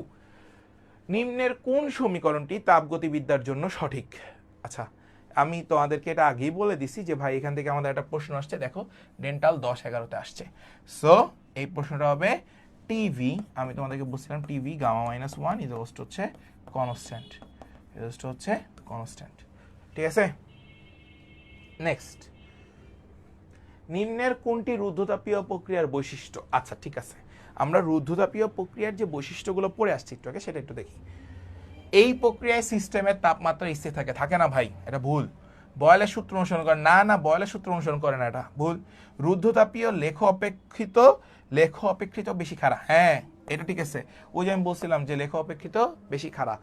সিস্টেমটিকে পরিবেশ থেকে তাপীয়ভাবে অন্তরিত করতে হয়, ইয়াস। তাহলে এটার অ্যান্সার দুইটা, একটা হচ্ছে হলো সি আর একটা হচ্ছে হলো ডি। এটা মেডিকেল অ্যাডমিশন টেস্ট 2010 এবং 2011-তে আসছে। তো সবাই একটু বলো তো, এখানে কিন্তু আসলে দুইটা অ্যান্সার, সি এবং ডি। এবার আসেন নেক্সট, পিভি জগস্ট হচ্ছে কনস্ট্যান্ট বলা হয়েছে, সমীকরণটি কোন প্রক্রিয়াকে সমর্থন করে এটা জিজ্ঞাসা করছে। আরো একবার যাচ্ছি, পিভি ইজ ইকুয়ালস টু ধ্রুবক মানে কনস্ট্যান্ট। সমীকরণটি কোন প্রক্রিয়াকে সমর্থন করে? সমীকরণটি কোন প্রক্রিয়াকে? সমষ্ণ প্রক্রিয়াকে সমর্থন করে। নেক্সট, রুদ্ধতাপীয় পরিবর্তনে নিচের কোন সম্পর্কটি সঠিক? রুদ্ধতাপীয় পরিবর্তনে নিচের কোন সম্পর্কটি সঠিক? আমি বলছিলাম TV to the power gamma minus one equals to constant. গৃহীত বা বর্জিত তাপ শূন্য হয় কোন প্রক্রিয়ায়? গৃহীত বা বর্জিত তাপ স্থির আয়তনে শূন্য হয়। নেক্সট, 10 মোল গ্যাসের রুদ্ধতাপীয় সংকোচনের সময় 350 জুল কাজ DW সম্পাদিত হয়। উক্ত ব্যবস্থায় অন্তস্থ শক্তির পরিবর্তনের মান কত? এটা জিজ্ঞাসা করেছে। আচ্ছা, রুদ্ধতাপীয় প্রক্রিয়ায় তোমরা সবাই জানো ডেল কিউ ইকুয়ালস টু শূন্য, মানে তাপমাত্রার যে পরিবর্তনটা থাকবে সেটা থাকবে শূন্য। তাহলে সংকোচন বলা হয়েছে, সংকোচন মানে মাইনাস 350 জুল, 350 জুল। তাহলে আমরা সবাই সূত্র জানি del Q equals to DU plus DW। তাহলে আমাকে বের করতে হবে কি শক্তির পরিমাণ, অন্তস্থ শক্তির পরিমাণ, তার মানে হলো ডিইউ বের করতে হবে। তাহলে DU plus minus 350 equals to হলো ডিইউ বের করতে হবে। ইকুয়ালস টু ডেল কিউ হলো শূন্য, ডেল কিউ হলো শূন্য। তাহলে ডিইউ মাইনাস 350 ইকুয়ালস টু শূন্য। তাহলে অভ্যন্তরীণ শক্তি ডিইউ ইকুয়ালস টু 350। কই আছে 350? এই যেটা প্লাস 350 জুল। শেষ। সবাই একটু বলো তো বাবা যে সবাই ক্লিয়ার কিনা? আরে নাইস, সবার অ্যান্সার হয়ে গেছে 350 জুল। সবাই একটু বলো সবাই ক্লিয়ার কিনা? এটার কোনো হিসাব নাই এখানে, ঠিক আছে? এটা 10 মূলে আছে, এটা কোনো হিসাব নেই। সবাই একটু বলো যে সবাই ক্লিয়ার হয়েছে কিনা। তাহলে আমি নেক্সট কোশ্চেনটাতে যাব। 40টা স্লাইড অলমোস্ট শেষ, আরও 60+ স্লাইড বাকি। সো ভয় পাওয়ার কিছু নাই, পুরো ক্লাসটা করো, দেখো তোমাদের কনফিডেন্স আসে কিনা এই ক্লাসটা করার পরে। নেক্সট, একটি আদর্শ গ্যাস একটি তাপ অন্তরকের আবরণে যুক্ত দৃঢ় পাত্রে শূন্য মাধ্যমে প্রসারিত হলো, ফলে নিম্নের কোনটি ঘটবে? অন্তস্থ শক্তির কোনো পরিবর্তন হয় না, এটা পসিবল না। তাপমাত্রা হ্রাস পায়, ওকে এটা রাইট। চাপের কোনো পরিবর্তন হয় না। দশার পরিবর্তন হয়, দশার হিসাব নাই এখানে। একটা আদর্শ গ্যাস একটি তাপ অন্তরকের আবরণযুক্ত দৃঢ় পাত্রে শূন্য মাধ্যমে প্রসারিত হয়েছে, ফলে নিম্নের কোনটি ঘটে? তাপমাত্রা হ্রাস পায়। মাথায় সেট করে নিন সবাই। নেক্সট, রুদ্ধতাপীয় পদ্ধতিতে চাপ হলো পি প্রেসার, আয়তন হলো ভি ভলিউম, এর মধ্যে যে সম্পর্কটা থাকে সেটা নিয়ে আমরা একটু আলোচনা করি। আপনারা সবাই জানেন পিভি আর হলো গামা ইকুয়ালস টু হলো কনস্ট্যান্ট। এইটা আমাদের সাথে হলো প্রেসার এবং ভলিউমের মধ্যে যে সম্পর্কটা। শেষ। নেক্সট, সমষ্ণ পরিবর্তনের ক্ষেত্রে কোনটি সঠিক? সমষ্ণ পরিবর্তনের ক্ষেত্রে কোনটি সঠিক? ডেল কিউ ইকুয়ালস টু 0, সমষ্ণ মানে সম আয়তন আছে, তাহলে আপনাকে বলা হয়েছে ডেল টি, হ্যাঁ টেম্পারেচার 0, ডেল টি তাপমাত্রা 0। ইয়েস। আচ্ছা, যারা এতক্ষণ আছেন সবাই আমাকে একটু জানান তো যে সবাই এই পর্যন্ত ক্লিয়ার হয়েছেন কিনা? নাইস। সবাই আমাকে একটু জানান যে এই পর্যন্ত সবাই ক্লিয়ার হয়েছেন কিনা। সবাই আমাকে একটু জানান যে ভাই আপনারা এই পর্যন্ত ক্লিয়ার হয়েছেন কিনা। তাহলে আমি নেক্সট পার্টে যাই। আসো, সমষ্ণ প্রক্রিয়ায় কোন ব্যবস্থার অন্তস্থ শক্তি অপরিবর্তিত থাকে? Next, PV equals to gamma ধ্রুবক, এই প্রক্রিয়ায় গামা ইকুয়ালস টু 1 হলে সমীকরণটি নিচের কোনটি বোঝায়? সমীকরণটি সমষ্ণ প্রক্রিয়া, আমি তখন বলে দিচ্ছিলাম PV equals to gamma, PV to the power gamma equals to constant. তাহলে সমষ্ণ। রুদ্ধতাপীয় প্রসারণের সময় কোনো আদর্শ গ্যাস, মানে আদর্শ যে গ্যাসটা থাকবে সেই গ্যাস নিচের কোন সম্পর্কটি মেনে চলে? তোফাজ্জল স্যারের প্রশ্ন। রুদ্ধতাপীয় প্রসারণের সময়, তাই না? তাহলে একটু মাথায় সেট করে নেন, আপনি জানেন যে রুদ্ধতাপীয় প্রসারণের সময় PV to the power gamma equals to constant, PV equals to gamma equals to constant. তাহলে কোথায় আছে এটা? বি নাম্বার আছে। নেক্সট, রুদ্ধতাপ প্রক্রিয়ায় তাপমাত্রা ও আয়তনের সম্পর্কটি কি? রুদ্ধতাপ প্রক্রিয়ায় তাপমাত্রা ও আয়তনের সম্পর্কটা কি? এই যেটা TV gamma minus 1 equals to constant. ভাইয়া এগুলা যদি ভুল করে আসো ভর্তি পরীক্ষায় তাহলে কিন্তু খবর আছে, আমি কিন্তু সব পড়াই দিতেছি, এগুলা থেকেই প্রশ্ন আসে, মাথায় সেট করে নিও। নেক্সট, রুদ্রতাপীয় প্রক্রিয়ায় একটি আদর্শ গ্যাসের চাপ ও তাপমাত্রার মধ্যে সম্পর্ক আছে। এখানে স্পেলিং ভুল হইতে পারে, একটু দেখে নিও আর কি, ঠিক আছে। তাপমাত্রার মধ্যে সম্পর্ক, রুদ্রতাপীয় প্রক্রিয়া আর হচ্ছে হলো তাপমাত্রার মধ্যে যে সম্পর্কটা থাকবে সেটা হচ্ছে P1 minus gamma T gamma ইদোস্ট হচ্ছে হলো কনস্ট্যান্ট। এটা মাথায় সেট করা। সমষ্ণ প্রক্রিয়ায় চাপ পরিবর্তিত হয় আয়তনের ব্যস্তানুপাতিক হারে, আয়তনের ব্যস্তানুপাতিক হারে। নেক্সট, এবার আমরা থিওরি পার্ট 4 এ চলে আসছি। হ্যাঁ, থিওরি পার্ট 4 আসো। এতক্ষণ ধরে থিওরি পার্ট 3 পড়াইলাম, এখন থিওরি পার্ট 4। আচ্ছা, রুদ্রতাপীয় প্রক্রিয়া, সমষ্ণ প্রক্রিয়া, সকল তাপগতীয় যতগুলো প্রক্রিয়া ছিল সবগুলো ক্লিয়ার হইছো কিনা সবাই? সবাই আমাকে একটু জানাও, আমি একটু কমেন্টসগুলো চেক দিই। সবাই একটু কমেন্টসগুলো আমাকে একটু জানাও যে ভাইয়া সবাই ক্লিয়ার হয়েছে কিনা, ঠিক আছে? তাহলে ভাইয়া হচ্ছে হলো নেক্সট পার্টে চলে যাব এবং এইটা থেকে 100% একটা প্রশ্ন কমন পাবা। 100% কমন পাইতেই হবে এটা থেকে 100%। সবাই একটু বলো যে সবাই ক্লিয়ার হয়েছে কিনা। হ্যাঁ, তাহলে ভাইয়া একটু আগাই, সবাই একটু জানো কমেন্টসে। ওকে, নেক্সট খেয়াল করো, আদর্শ গ্যাসের জন্য সিপি ও হচ্ছে হলো সিভি এর মধ্যে যে সম্পর্কটা থাকবে এটা গুরুত্বপূর্ণ। সো আমরা সবাই জানি গ্যাসের দুইটা আপেক্ষিক যে ফর্মুলা থাকে, সিপি মাইনাস হচ্ছে হলো সিভি দোস্ট হচ্ছে হলো আর। এই দুইটা ফর্মুলার যে মানটা থাকে, অর্থাৎ দুইটা আপেক্ষিক তাপের যে পার্থক্য গ্যাস থাকবে সেই ধ্রুবকটা আর এর সমান। আমরা সব সময় মাথায় রাখবা সিপি বড় ইজ গ্রেটার দেন সিভি। তাহলে সিপি ইজ গ্রেটার দেন হচ্ছে হলো CV, CP is greater than হচ্ছে হলো সিভি। এটা মাথায় রেখো বাবা সবাই, এটা সবাই মাথায় রেখো। বলা হবে সিপি বাই হচ্ছে হলো সিভি ইদোস্ট হচ্ছে হলো গামা, সিপি বাই হচ্ছে হলো সিভি ইদোস্ট হচ্ছে হলো গামা। গামা এর মান সর্বদা 1 থেকে বড়, এটাও মাথায় সেট করে নিও। এক পরমাণু, দ্বিপরমাণু, ত্রিপরমাণু, বহু পরমাণু। সো এখানে আমরা যে দুইটা সূত্র দেখতে পাচ্ছি সেই দুইটা সূত্র একটু ভালো মতো দেখো। যদি সিভি বের করতে বলা হয় তাহলে আর divide by gamma minus 1। Gamma কি এক পরমাণুকের ক্ষেত্রে হইতে পারে, দ্বিপরমাণুকের ক্ষেত্রে হইতে পারে, বহু পরমাণু বা ত্রিপরমাণুকের ক্ষেত্রেও গামার মান বসাবা। যদি সিপি বের করতে বলা হয় তাহলে gamma R divide by gamma minus 1। কথা কি বুঝতে পারছো? হয় এটা বের করতে বলবে আর না হয় এটা বের করতে বলবে। এরপর আসো নেক্সট, বিভিন্ন গ্যাসের গামায়ের মান, এইগুলা তোমাকে মাথায় সেট করে নিতে হবে। এক পরমাণু গ্যাস হিলিয়াম, নিয়ন, আর্গন 1.67। তারপর আসো দ্বিপরমাণুক বা দ্বিপারমাণবিক gas hydrogen, oxygen, nitrogen, chlorine 1.40। ত্রিপরমাণুক বা বহু পরমাণু carbon dioxide, carbon, H6, ammonia 1.33। এই কয়টা জিনিস বাবা যদি মনে না রাখতে পারো বের হয়ে যাও অ্যাডমিশন টেস্ট থেকে। এই কয়টা জিনিস তোমাকে 100% মুখস্থ রাখতে হবে। এবং সবাই এটা পারবা কিনা সবাই কনফিডেন্টলি আমাকে একটু কমেন্টসে জানান। সবাই এটা পারবা কিনা সবাই আমাকে এটা একটু জানান। সবাই এটা পারবা কিনা সবাই এটা আমাকে জানান। হ্যাঁ, নামাজে যাও, সমস্যা নেবে। আজকের ক্লাসটা একটু নামাজের টাইমে পড়ে গেল, আসলে আমি দুঃখিত এই জিনিসটার জন্য। সো সবাই একটু বলো যে সবাই এটা পারবা কিনা, এবং সবাই এটা কনফিডেন্টলি বলতে হবে যে ভাই এটা পারবো। এই চারটা পুরো মুখস্থ রাখতে হবে সবাইকে। সবাই একটু কমেন্ট সেকশনে জানান যে সবাই পারবেন কিনা। নেক্সট, নিয়ন গ্যাসের ক্ষেত্রে গামায়ের মান কত? আচ্ছা দেখো, নিয়ন গ্যাসের ক্ষেত্রে গামায়ের মান কত? 1.67। কোথায় আছে 1.67? এই যে BMA 56 batch. Next, gamma is to 1.67 গ্যাসের অণু কত পারমাণবিক হয়? এক পারমাণবিক। 1.67 এক পারমাণবিক।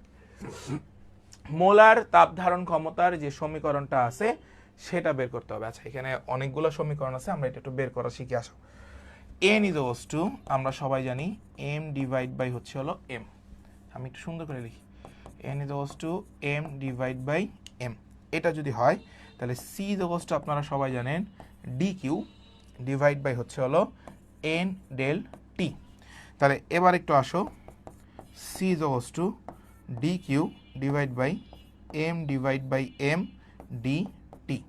এরপরে খেয়াল করো, c is to m dot dq m dt is to m into dq।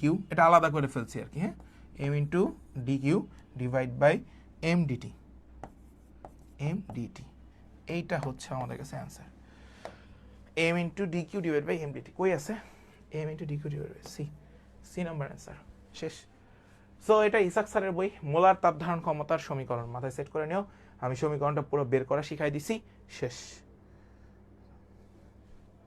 Next কোন গ্যাসের আপেক্ষিক তাপদ্বয়ের অনুপাত গামা ইজ টু 1.41 হলে গ্যাসটির অণু হবে এক পরমাণুক দ্বিপরমাণুক ওকে দ্বিপরমাণুক ভাই অ্যান্সার হচ্ছে হলো √2 এর মান 1.41 গামার পরিমাণ এবার আসো দ্বিপরমাণুক গ্যাসের সিপি আর হচ্ছে হলো সিভি এর অনুপাত কত ইসাক স্যার 1.41 নেক্সট যদি সিপি বাই সিভি যোগস্ত গামা হয় তবে রুদ্ধতাপীয় ও সমতাপীয় পি এবং ভি লেখচিত্রের ছেদবিন্দু ঢালদ্বয়ের যে অনুপাতটা থাকবে সেটা কত হবে ওকে ঠিক আছে এটার অ্যান্সার আসলে গামা হয় আর কিছু হয় না লেখচিত্র ছেদবিন্দুটা হচ্ছে গামা আসো নেক্সট স্বাভাবিক তাপমাত্রা ও চাপে 1 মোল আদর্শ গ্যাসের তাপমাত্রা 1 কেলভিন বাড়ালে যে কাজ সম্পন্ন হয় তা হলো ভালো মতো খেয়াল করো স্বাভাবিক একটা তাপমাত্রা থাকবে ও চাপ থাকবে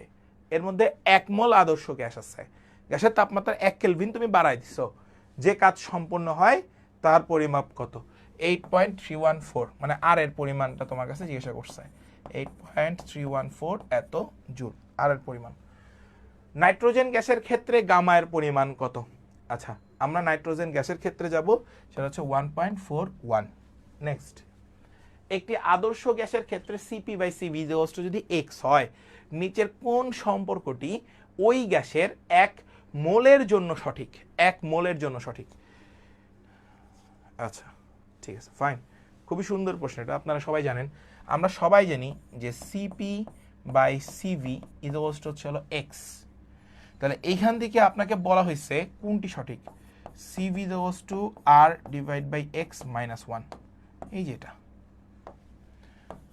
বি নাম্বার অ্যান্সার তাপ ধারণ ক্ষমতার মাত্রা সমীকরণ খুবই ইম্পর্টেন্ট এটা আসে তাপ ধারণ ক্ষমতার মাত্রা সমীকরণ M L square T inverse two theta inverse A number answer next বহু পারমাণবিক গ্যাসের ক্ষেত্রে গামা এর পরিমাণ কত আচ্ছা 1.33 এটাকে 3 পারমাণবিকও বলা হয় আচ্ছা থিওরি পার্ট 5 আসো নাইস তোমরা সবাই পারো এগুলা আমার এমন কিছু না যে এগুলো তোমরা পারো না তাপমাত্রার দ্বিতীয় সূত্র আমরা এখন দ্বিতীয় সূত্রে আসছি এতক্ষণ প্রথম সূত্র নিয়ে আলোচনা করছি বর্ণনা ক্লসিয়াসের মতে বাইরের কোনো শক্তির সাহায্য ছাড়া কোনো সক্রিয় যন্ত্রের পক্ষে নিম্ন তাপমাত্রার কোনো বস্তু হতে উচ্চ তাপমাত্রার কোনো বস্তুতে তাপের স্থানান্তর সম্ভব নয় তাহলে 2 নাম্বার সূত্রটা কি দ্বিতীয় সূত্রের ভিত্তি সাদিকার্নোর সিদ্ধান্ত এটা তাপ শক্তিকে কখনোই সম্পূর্ণরূপে কাজে পরিণত করা যায় না আর বাস্তব যে প্রয়োগ তাপীয় ইঞ্জিন আর হচ্ছে রেফ্রিজারেটর তৈরি তাহলে তাপগতিবিদ্যার দ্বিতীয় সূত্র কোথায় কোথায় ইউজ করা হয় সেটা হচ্ছে হলো তাপীয় ইঞ্জিন ও রেফ্রিজারেটরে তৈরির কাজে এগুলা ইউজ করা হয় নেক্সট কোন সূত্রের উপর নির্ভর করে তাপীয় ইঞ্জিন ও রেফ্রিজারেটর তৈরি করা হয় ভালো মতো খেয়াল করো কোন সূত্রের উপরে নির্ভর করে তাপীয় ইঞ্জিন ও রেফ্রিজারেটর তৈরি করা হয় মেডিকেল অ্যাডমিশন টেস্ট 23-24 আসছে মেডিকেল অ্যাডমিশন টেস্ট 23-24 তাপগতিবিদ্যার দ্বিতীয় সূত্র নেক্সট কোনটি তাপগতিবিদ্যার দ্বিতীয় সূত্রের সমীকরণ আপনাকে সমীকরণ জিজ্ঞাসা করছে এইটা তো ভাই প্রথম সূত্র এটা নিয়ে তো আর কোনো কনফিউশন থাকার কথা না সো আমরা জানি যে ডিএস হচ্ছে হলো ডিকিউ ডিভাইড বাই হচ্ছে হলো টি তাপগতিবিদ্যার দ্বিতীয় যে সূত্রটা থাকবে সেই সূত্রের সমীকরণ এটা নেক্সট আচ্ছা আপনার কাছে একটা সমন্বিত সূত্র জানতে চাওয়া হয়েছে তাহলে সমন্বিত সূত্র হচ্ছে DU is to TDS minus PDV এটা হচ্ছে আমাদের কাছে সমন্বিত সূত্র আচ্ছা আমি একটু বলে দেই তাপগতিবিদ্যার প্রথম সূত্র তাপগতিবিদ্যার দ্বিতীয় সূত্র আরেকটা হচ্ছে হলো সমন্বয় সূত্র। এই তিনটা সবাই ভালো মতো খাতায় নোট করবা, 100% নোট করবা, এগুলো কেউ মিস দিও না বাবা। আমি আবারও বলে দিচ্ছি, খুবই খুবই ইম্পর্টেন্ট। যে কোনো একটা প্রশ্ন চলে আসবে, যে কোনো একটা প্রশ্ন। সবাই কি বুঝতে পারছো? যারা আসো সবাই একটু বলো যে সবাই বুঝতে পারছো কিনা। নেক্সট আমরা এখন থিওরি পার্ট 6-এ চলে আসছি। আসো থিওরি পার্ট 6 আসো, খেয়াল করো। প্রত্যাবর্তী প্রক্রিয়া, ধীর প্রক্রিয়া এবং উভমুখী। প্রত্যাবর্তী প্রক্রিয়া আমরা সবাই জানি স্বতঃস্ফূর্ত নয়, তাপগতীয় সাম্যাবস্থা বজায় রাখে, অবক্ষয়ী ফলাফল থাকে না। উদাহরণ স্থিতিস্থাপক সীমার মধ্যে কোনো স্প্রিং এর দৈর্ঘ্য সংকোচন বা প্রসারণ। তোমার কাছে যদি বলা হয় স্প্রিং এর দৈর্ঘ্য সংকোচন বা প্রসারণ কোন প্রক্রিয়ার মাধ্যমে হয়, তোমরা ডিরেক্ট বলে দিবা প্রত্যাবর্তী প্রক্রিয়ার মাধ্যমে হয়। কথা কি বুঝাইতে পারছি? একটা স্প্রিং এর সংকোচন এবং প্রসারণ হয় প্রত্যাবর্তী প্রক্রিয়ার মাধ্যমে। অপ্রত্যাবর্তী প্রক্রিয়ার উদাহরণ কি? দুটি বস্তুর মানে যে ঘর্ষণটা হয়, ঘর্ষণের দরুন তাপ সৃষ্টি হয়। আচ্ছা এখানে একটু উল্টা হয়ে গেছে, দুঃখিত আমি। এটা হবে ঘর্ষণের দরুন তাপ ও সৃষ্টি হয়। আমি আবারও বলছি, ধরো তুমি দুইটা বস্তু, যখন তুমি দুইটা পাথর নিবা, স্যান্ডস্টোন বলা হয় এগুলাকে, যখন তুমি দুইটা স্যান্ডস্টোন নিবা, এই দুইটা স্যান্ডস্টোন এভাবে যখন ঘষা দিবা, দেখবা তাপ উৎপন্ন হচ্ছে, অর্থাৎ আগুনের ফুলকলি আসতেছে। আর এই পাথরে পাথরে ঘষা দিলে যে তাপ উৎপন্ন হচ্ছে সেটা হচ্ছে অপ্রত্যাবর্তী প্রক্রিয়া, অর্থাৎ দুটি বস্তুর ঘর্ষণের দরুন তাপ সৃষ্টি করা। যখন আমি ঘর্ষণ দিচ্ছি তখন যে সৃষ্টিটা হচ্ছে তাপ সৃষ্টি, সেটাই হচ্ছে অপ্রত্যাবর্তী প্রক্রিয়া। সবাই কি ক্লিয়ার? নেক্সট, নিচের কোনটি প্রত্যাবর্তী প্রক্রিয়ার বৈশিষ্ট্য নয়? এটা তোমাকে জিজ্ঞাসা করেছে। সেটা হচ্ছে এটি একটা স্বতঃস্ফূর্ত প্রক্রিয়া, এটাই। বাকি সবগুলো হচ্ছে বৈশিষ্ট্য। এগুলো হচ্ছে বৈশিষ্ট্য, এইগুলো হচ্ছে বৈশিষ্ট্য। আর বৈশিষ্ট্য নয় হচ্ছে হলো ডি নাম্বার। এটি একটি ধীর প্রক্রিয়া, আমরা জানি এটা একটা ধীর প্রক্রিয়া। এই প্রক্রিয়া চলাকালীন সময় অপচয়ী শক্তির সৃষ্টি হয় না, কার্যনির্বাহক বস্তু প্রাথমিক অবস্থায় ফিরে আসে। নেক্সট, প্রত্যাবর্তী প্রক্রিয়া একটি স্বতঃস্ফূর্ত প্রক্রিয়া, দ্রুত প্রক্রিয়া, একমুখী প্রক্রিয়া, তাপগতীয় প্রক্রিয়া। আপনারা সবাই জানেন এটা হচ্ছে আমাদের কাছে অ্যান্সারটা হচ্ছে তাপগতীয় প্রক্রিয়া। নেক্সট, স্বতঃস্ফূর্ত পরিবর্তনে এন্ট্রপি বিশৃঙ্খলা সৃষ্টি হয়, এই হয় সেই হয় না, এটা লাগবে না। এন্ট্রপি আর শৃঙ্খলা বৃদ্ধি পায়, এটা আপনারা জানেন। দুটি বস্তুর ঘর্ষণের ফলে তাপ উৎপন্ন হয়, এটি কোন ধরনের? অপ্রত্যাবর্তী প্রক্রিয়া। এই যে দেখছো, আমি বলছি তপন স্যারের বইতে এখান থেকে এই টাইপের প্রশ্নগুলো আসে, এগুলো আসা প্রশ্ন। কি বলছি? দুইটা বস্তুর ঘর্ষণের ফলে তাপ উৎপন্ন হচ্ছে, তাহলে এটা কোন প্রক্রিয়া? অপ্রত্যাবর্তী প্রক্রিয়া। শেষ। প্রত্যেকটা প্রশ্ন আহা প্রশ্ন, মানে তোমাকে আমি যা দিব, থিওরি 7, ঠিক আছে, পুরো চ্যাপ্টারটাকে একদম ভাজা ভাজা করে ফেলবা। এই স্লাইডটা দেখলে তোমার মেন বইও দেখা লাগবে না, এইভাবে স্লাইড তৈরি করা আছে। থিওরি বেস, তারপর ওই রিলেটেড প্রশ্ন, থিওরি বেস, তারপর ওই রিলেটেড প্রশ্ন, থিওরি বেস, তারপর ওই রিলেটেড প্রশ্ন। এবং আমাদের সবগুলো ব্যাচে এইভাবে আমরা পড়াই, যেটা সত্য কথা। আমাদের এখানে তোমরা নোংর ব্যাচে যারা আছো, তোমরা যদি বলতে পারো যে ভাই আপনি যতগুলো ক্লাস নিছেন অ্যাটলিস্ট এগুলো একটাও এরকমভাবে নেন নাই যেগুলো আমরা কোনো সময় পারবো না। হইতে পারে ক্লাসে, হইতে পারে যে আমার কোনো কিছু মিস্টেক, বা তোমাদের যখন পরীক্ষা নেওয়া হয় তখন একটা প্রশ্ন টাইপিং মিস্টেক। দেখো, মানুষই তো টাইপ করে, নাকি এআই দিয়ে টাইপ করাই? মোটেও না, মানুষ টাইপ করে। তাহলে মানুষ যখন টাইপ করে তখন ভুল হবে। তুমিও মানুষ, আমিও মানুষ, তোমার ভুল হয় না? তুমি ভুল না হলে তো আমার কাছে শিখতে আসতা না। জিনিসটাই হচ্ছে এখানে, ঠিক আছে? তো বিষয়টা হচ্ছে এটাই, একটু খেয়াল করো। তাপীয় ইঞ্জিন ও রেফ্রিজারেটর বা হিমায়ক। আমরা এখানে আসছি। তাপ ইঞ্জিন, যে যন্ত্র দ্বারা তাপ শক্তিকে যান্ত্রিক শক্তিতে রূপান্তর করা হয়, এটাকে বলা হয় তাপ ইঞ্জিন। তাপীয় দক্ষতা, এটা is equals to 1 minus Q1 divide by Q2 into হচ্ছে হলো 100%।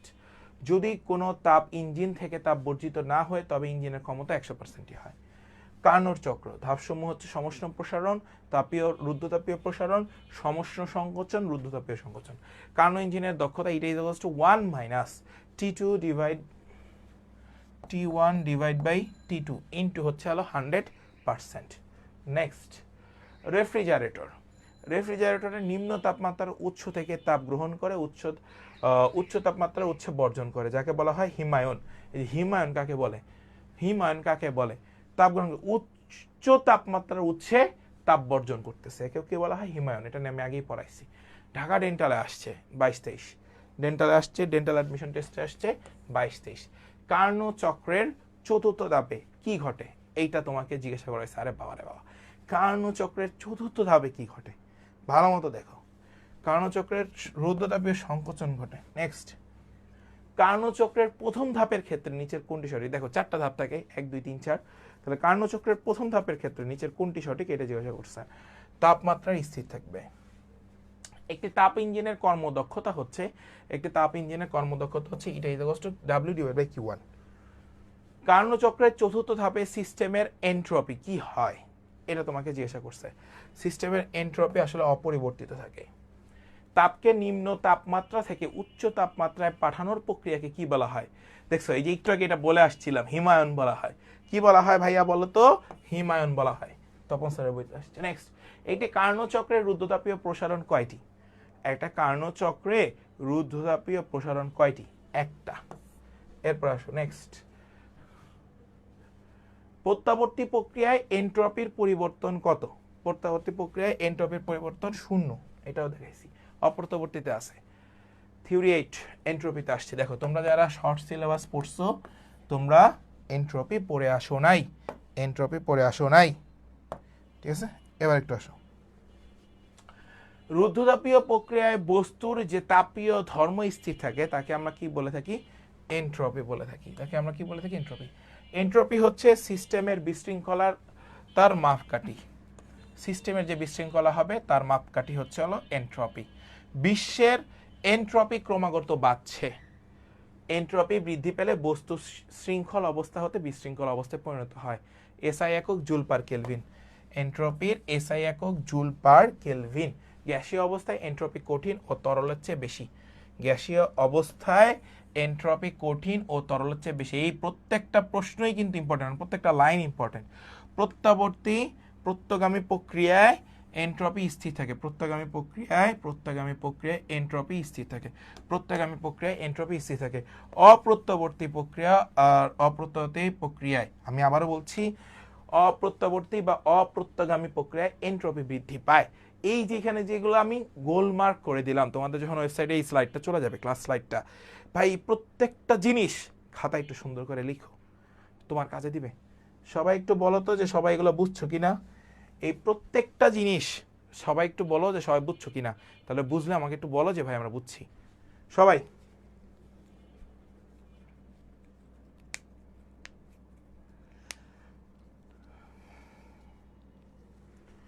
কারণটা কি ভাই? এই প্রত্যেকটা সিরিয়াল বাই সিরিয়াল থেকে আমাদের প্রশ্ন আসবে। নেক্সট, অপ্রত্যাবর্তী প্রক্রিয়ায় এনট্রপির পরিবর্তন নিম্নের কোনটি? দেখো এটা বিএমএ 53rd বেজে আসছে। অপ্রত্যাবর্তী প্রক্রিয়ায় আমাদের এটা কি হবে? বৃদ্ধি পাবে। নেক্সট, এনট্রপির এসআই একক কোনটি? Joule per kelvin. আমি বলছিলাম যা সেগুলো প্রশ্ন। নিচের কোন প্রক্রিয়ায় এনট্রপি অপরিবর্তিত থাকে? ঠিক আছে, সেটা হচ্ছে হলো রুদ্ধতাপীয় প্রক্রিয়া। নেক্সট, এনট্রপি হলো শৃঙ্খলার পরিমাপ, শক্তি রূপান্তর ক্ষমতার পরিমাপ, নো রূপান্তরের জন্য শক্তি পরিমাপ, নো তাপীয় মৃত্যু সম্ভাবনা পরিমাপ, নো শৃঙ্খলার পরিমাপ। দেন এনট্রপি পরিমাপ করে সিস্টেমের তাপমাত্রা, অন্তস্থ শক্তি, শৃঙ্খলা আর হচ্ছে হলো বিশৃঙ্খলা। আচ্ছা আসো, এনট্রপি আসলে পরিমাপ করে বিশৃঙ্খলা। নেক্সট, আচ্ছা তাপীয় মৃত্যুর সম্ভাবনার পরিমাপ, এটা ডি নাম্বারটা হবে। এটা শৃঙ্খলা না, এটা বিশৃঙ্খলা। যদি হইতো তাহলে এটা অ্যান্সার হইতো, বাট এটা শৃঙ্খলা বলছে। তো তাপীয় যে মৃত্যু মানে বিশৃঙ্খলা হয়, তার সম্ভাবনা পরিমাপ জিজ্ঞাসা। বিশৃঙ্খলা। ওকে আসো, এনট্রপি সবচেয়ে কম থাকে কোন অবস্থায়? এনট্রপি সবচেয়ে কম থাকে কঠিন অবস্থায়। কোন অবস্থায় এনট্রপি বেশি হয়? গ্যাসীয় অবস্থায় তো বেশি হয়। কঠিন থেকে সবচেয়ে কম, তরল, গ্যাসীয়, এই দুইটা জায়গায় হয়। তো গ্যাসীয় অবস্থায় সবচেয়ে বেশি হয় মনে হয়। গ্যাসীয় অবস্থায়। নেক্সট, কোন সিস্টেমের শক্তি রূপান্তরের অক্ষমতাকে কি বলে? কোন সিস্টেমের শক্তির অক্ষমতাকে কি বলে? এনট্রপি বলে। কোন তাপমাত্রা সেলসিয়াস ও ফারেনহাইট স্কেল একই মান পাওয়া যায়? -40°C তাপমাত্রায়। কোন তাপমাত্রায় ফারেনহাইট ও হচ্ছে হলো কেলভিন স্কেল একই তাপমাত্রা দেয়? সেটা হচ্ছে 574.25। আসো, 5°C তাপমাত্রার জন্য ফারেনহাইট স্কেলের মান কত?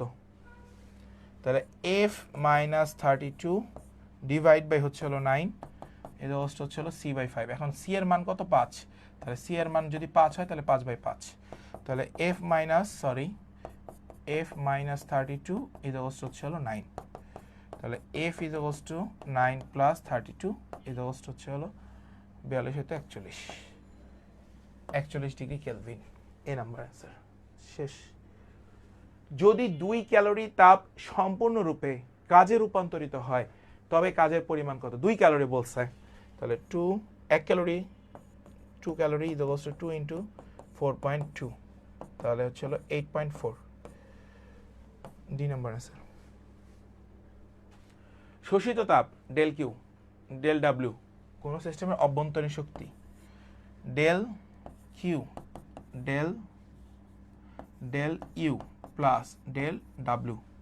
তাহলে ডেল কিউ এর পরিমাণ দেওয়া আছে 700, অভ্যন্তরীণ del U plus del W এর পরিমাণ দেওয়া আছে 200, তাহলে 700 মাইনাস হচ্ছে হলো 200 del U 500 is to del you.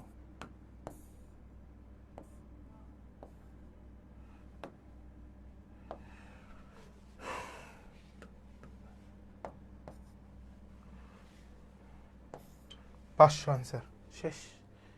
Next, কোন সিস্টেমের উপর 500 জুল কাজ সম্পাদন করায় সিস্টেম হতে 300 জুল চাপ শক্তি বেরিয়ে গেলে সিস্টেমের অন্তঃস্থ শক্তি কত?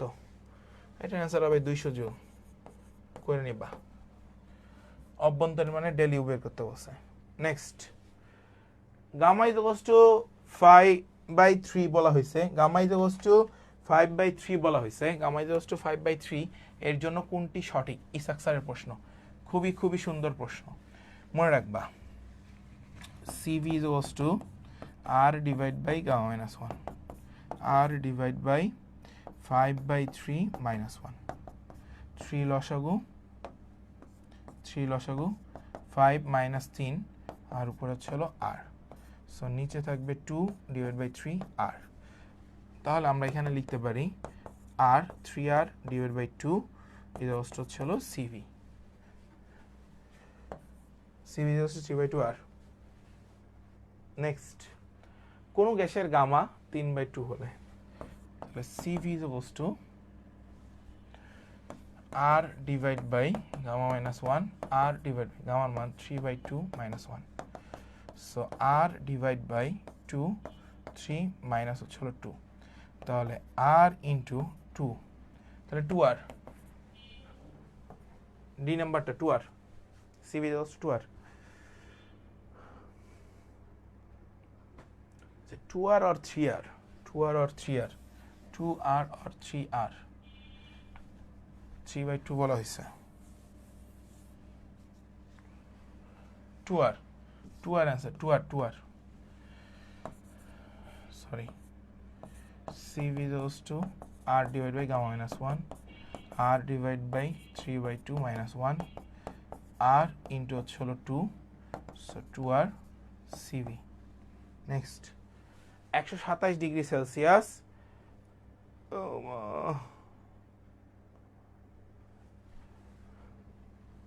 আচ্ছা এখানে 2R থাকলো, এখানে 2R থাকলো CV, ওকে।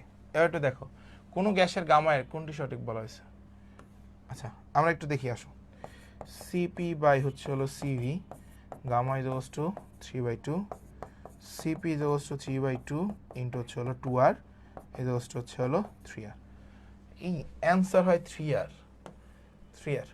নেক্সট, 127 ডিগ্রি সেলসিয়াস এবং 27 ডিগ্রি সেলসিয়াস তাপমাত্রার মধ্যে কর্মরত একটি কার্নো ইঞ্জিনের কর্মদক্ষতা কত? একটি কার্নো ইঞ্জিনের কর্মদক্ষতা কত? এটা is equals to 1 minus T2/T1 into 100%।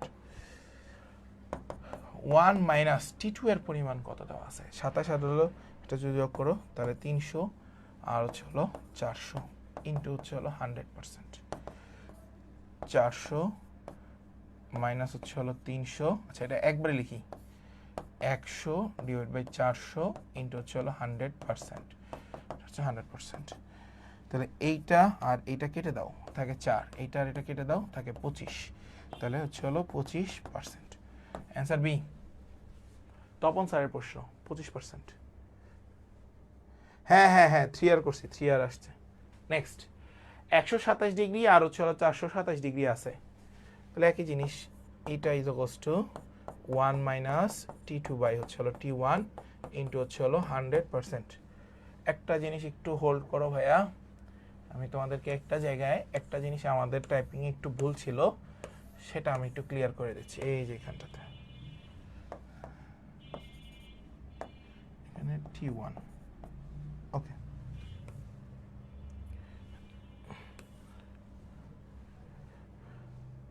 এই যে দেখো এটা দেওয়া আছে 1 মাইনাস তোমাকে T2 427 এর সাথে গেলে 600 আর T1 127, তার মানে 400 ইন্টু হচ্ছে 100। এবার একটু খেয়াল করো ভাইয়া, উপরে থাকবে হচ্ছে হলো 200 ডিভাইড বাই 400 ইন্টু হচ্ছে হলো 100। এইটা আর এটা কাটো 4, এইটা আর এইটা কাটো, তাহলে 50%। Answer C. নেক্সট কোনটা 25, এটা 50। নেক্সট এটা কার্নো ইঞ্জিন 50 কেলভিন থেকে এত এত এত তাপগ্রাহকের তাপমাত্রা কত, এটা তো তোমাদের পারা উচিত। এটা তোমাদের পারা উচিত। Q1 ডিভাইড বাই হচ্ছে হলো T1, Q2 ডিভাইড বাই হচ্ছে হলো T2, 300 ডিভাইড বাই হচ্ছে হলো T1 500,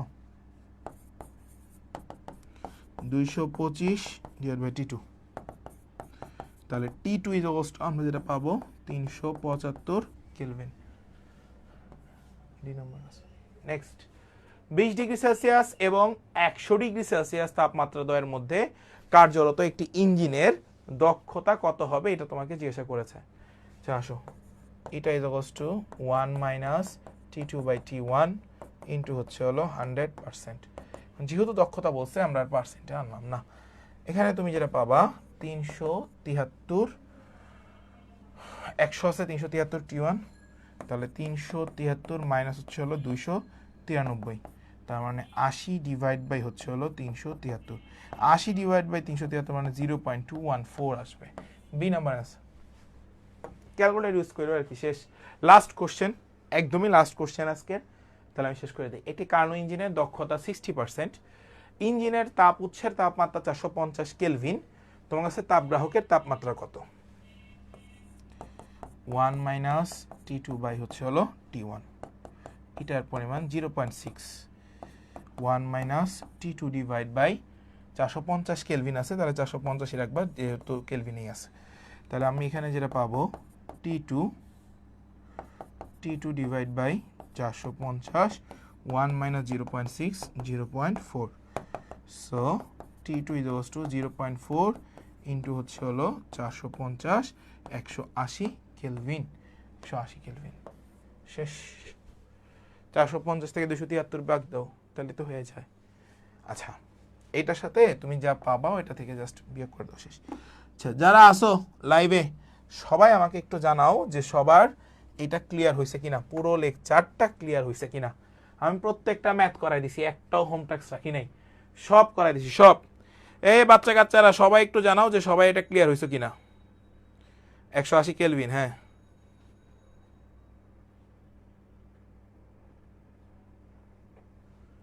সবাই একটু জানাও যে সবাই ক্লিয়ার হয়েছে কিনা। সবাই আমাকে জানাও।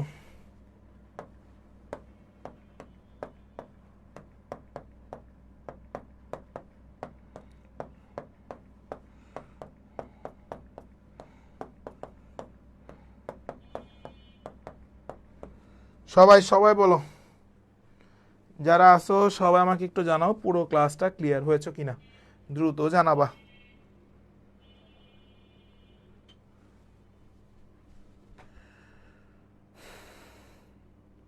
আশিক ক্লিয়ার, জাহিদ ক্লিয়ার, সবাই একটু জানাও। শ্রীপর্ণা ক্লিয়ার, সবাই একটু জানাও ভাইয়া সবাই ক্লিয়ার হয়েছে কিনা। কারণ আলটিমেটলি ক্লাসটা তোমাদের জন্য নেওয়া, এবং তাপ গতিবিদ্যা থেকে তোমাদের বিএমএ থেকে শুরু করে বিভিন্ন পাবলিক ইউনিভার্সিটিতে কি টাইপের প্রশ্ন আসতে পারে সবগুলোই আজকে আমি শেষ করে দিছি। এর বাইরে আর কোনো প্রশ্ন আসবে না, এটুকু 100% কনফার্ম থাকো। কথা কি বুঝতে পারছো? সবাই আমাকে একটু বলো যে সবাই ক্লিয়ার হয়েছে কিনা। সবাই কমেন্টসে জানাও। শেষ, ক্লাস শেষ। এবার তোমাদের সাথে জাস্ট একটু কথা বলি। যারা বিএমএতে ভর্তি পরীক্ষা দিবা, তোমাদের পরীক্ষা হবে ডিসেম্বর মাসে। আমাদের হাতে সময় আছে কয় মাস আমি একটু বলে দিই। এটা আমাদের অগাস্ট মাস চলতেছে। অগাস্ট, সেপ্টেম্বর, অক্টোবর, নভেম্বর, 4 মাস সময় আছে। 4 মাসে আমরা যদি 30 দিনে কনভার্টও করি, 3 4 12, তার মানে 120। এই 120 দিনে তোমাদের ইন টোটাল ক্লাস সংখ্যা আরও প্রায় 90টার মতো বাকি আছে। সো এই প্রত্যেকটা ক্লাস যখন তোমরা শেষ করে ফেলবা, ফুল কোর্সের ক্লাস শেষ করবা, এবং এই মাসে একটা ভাইবা ক্লাস হবে তোমাদের। সো আলটিমেটলি আমরা আমাদের ব্যাচে যেভাবে কমিটমেন্ট দিয়ে রাখছি, 4 মাসে 4টা ভাইবা নিব।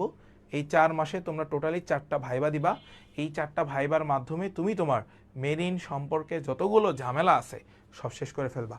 সবাই একটু বলো। ওকে, ঠিক আছে, থ্যাংক ইউ। তোমরা তোমাদের মতো করে আগাতে থাকো, ভাইয়াদের মতো করে আগাই। আজকে অগাস্ট মাসের রুটিনটা তোমরা পেয়ে যাবা, এবং অদম্য 3.0তেও অগাস্ট মাসের সম্পূর্ণ রুটিনটা আজকে দিয়ে দেওয়া হবে, প্লাস ডু অর ডাই ব্যাচেও আজকে অগাস্ট মাসের সম্পূর্ণ রুটিনটা দিয়ে দেওয়া হবে। সো এই যে আমরা প্রত্যেকটা কোর্সে যে রুটিনগুলো আমরা প্রকাশ করি, ঠিক আছে, আমরা ইনশাল্লাহ এখন পর্যন্ত রুটিন ওয়াইজ ছাড়া খুব ঝামেলা না হইলে আসলে ক্লাস বন্ধ রাখি না। এটা আমাদের ব্যাচে যতগুলো স্টুডেন্ট আছে সবাই জানে। সো আমরা প্রত্যেকটা ব্যাচেরই একটা নির্দিষ্ট সময় যে শেষ করি, যাতে সে তার পারফেক্ট একটা ইয়াটা পেয়ে যায়। অদম্য 3.0তে আগামীকালকে কেমিস্ট্রির 95% ক্লাস ডান। কেমিস্ট্রির 95% ক্লাস ডান, শুধু জৈব রসায়নের 2টা ক্লাস থাকবে বাকি। সো তোমাদের কাছে আমি রিকোয়েস্ট করব, অদম্য ব্যাচে যারা আছো তারা এই মাসের ভিতরে সিলেবাসটা একবার শেষ। আমরা কথা দিয়েছিলাম এইচএসসির আগে, শেষ হওয়ার আগে আমরা একবার সিলেবাস শেষ করব, সেটা আমরা শেষ করতেছি। এটা জবান দিয়ে বলছিলাম, জবান দিয়ে রাখতেছি। অগাস্ট মাসে তোমাদের একবার সিলেবাস শেষ হচ্ছে অদমতে। সো অগাস্ট মাসে তোমাদের একবার সিলেবাস শেষ। আফটার মেডিকেল আমাদের যে ম্যাথ এবং ফিজিক্সের যে কোর্সটা আসবে, মেডি ফিজিক্স এবং হচ্ছে হলো মেডি ম্যাথ, আফটার মেডিকেলের পরে, সো সেই কোর্সে আবার তোমরা ফ্রিতে সুযোগ পাবা ক্লাস করার অদম্য 3.0তে। কথা কি বুঝাইতে পারছি? এটা আমি আগে থেকে বলে দিছিলাম, এবং সেটা আমার জবান দিয়ে বলা, সেটা আমি শেষ করবো ইনশাল্লাহ। যতদিন যদি আমি দেশে থাকি বা যেখানেই থাকি না কেন, এটা আমি শেষ করে দিব। আর ডু অর ডাই ব্যাচে যারা ভর্তি হতে চাচ্ছ, তারা খুব দ্রুত ভর্তি হয়ে যাবে। আজকে কোর্সটার রুটিনটা পাবলিশ হয়ে যাবে। এটা নিয়ে কারো কোনো চিন্তা করার দরকার নেই যে ভাই কোর্স কবে আসবে, কোর্স পাবলিশ হবে কিনা, কোর্সের ক্লাস নিয়মিত হবে কিনা, কোর্সের স্টুডেন্ট ভর্তি হলে ঠিক মতো ক্লাস পাবো কিনা। ভাই এইসব চিন্তা তোমার ভিতর করা লাগবে না। আমরা 5 জন স্টুডেন্ট নিয়েও কোর্স সম্পূর্ণরূপে শেষ করে দেওয়ার দায়িত্ব আমার ছিল। আমি এটা করে গেছি 2019 সালে, যখন 5 জন স্টুডেন্ট ছিল পেইড ব্যাচে, সেই 5টা স্টুডেন্ট নিয়ে আমি টানা 1 বছর সার্ভাইভ করছি। সো তোমাদের কাছে যদি মনে হয় যে শিয়াব ভাই হচ্ছে ক্লাসগুলো নেন না, তাহলে এটা বোকামি। আমি এখন নন স্টপ প্রত্যেক দিন, আমার একটা কোর্স ছিল, এখন আমার কোর্স 4টা নন স্টপ ক্লাস, এরপর আরও 2টা কোর্স আসবে। সো এই যে কোর্স আমাদের আসতেই থাকবে, ক্লাসও চলবে ভাই, এটা স্বাভাবিক। কোর্স আনলিমিটেড আসবে। এখানে কোর্সের এক একটা ভেরিয়েশন এক একটা রকম।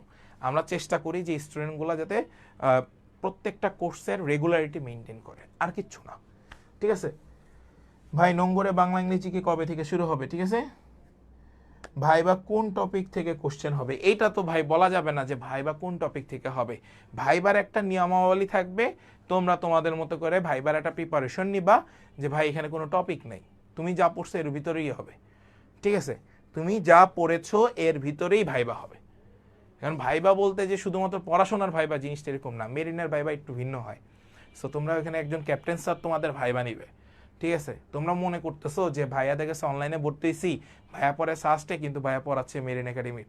আরে বোকা, আমাদের মানে আমরা দীর্ঘ 23 বছর এখন পর্যন্ত অফলাইনে পড়াচ্ছে আমাদের প্রতিষ্ঠানটি।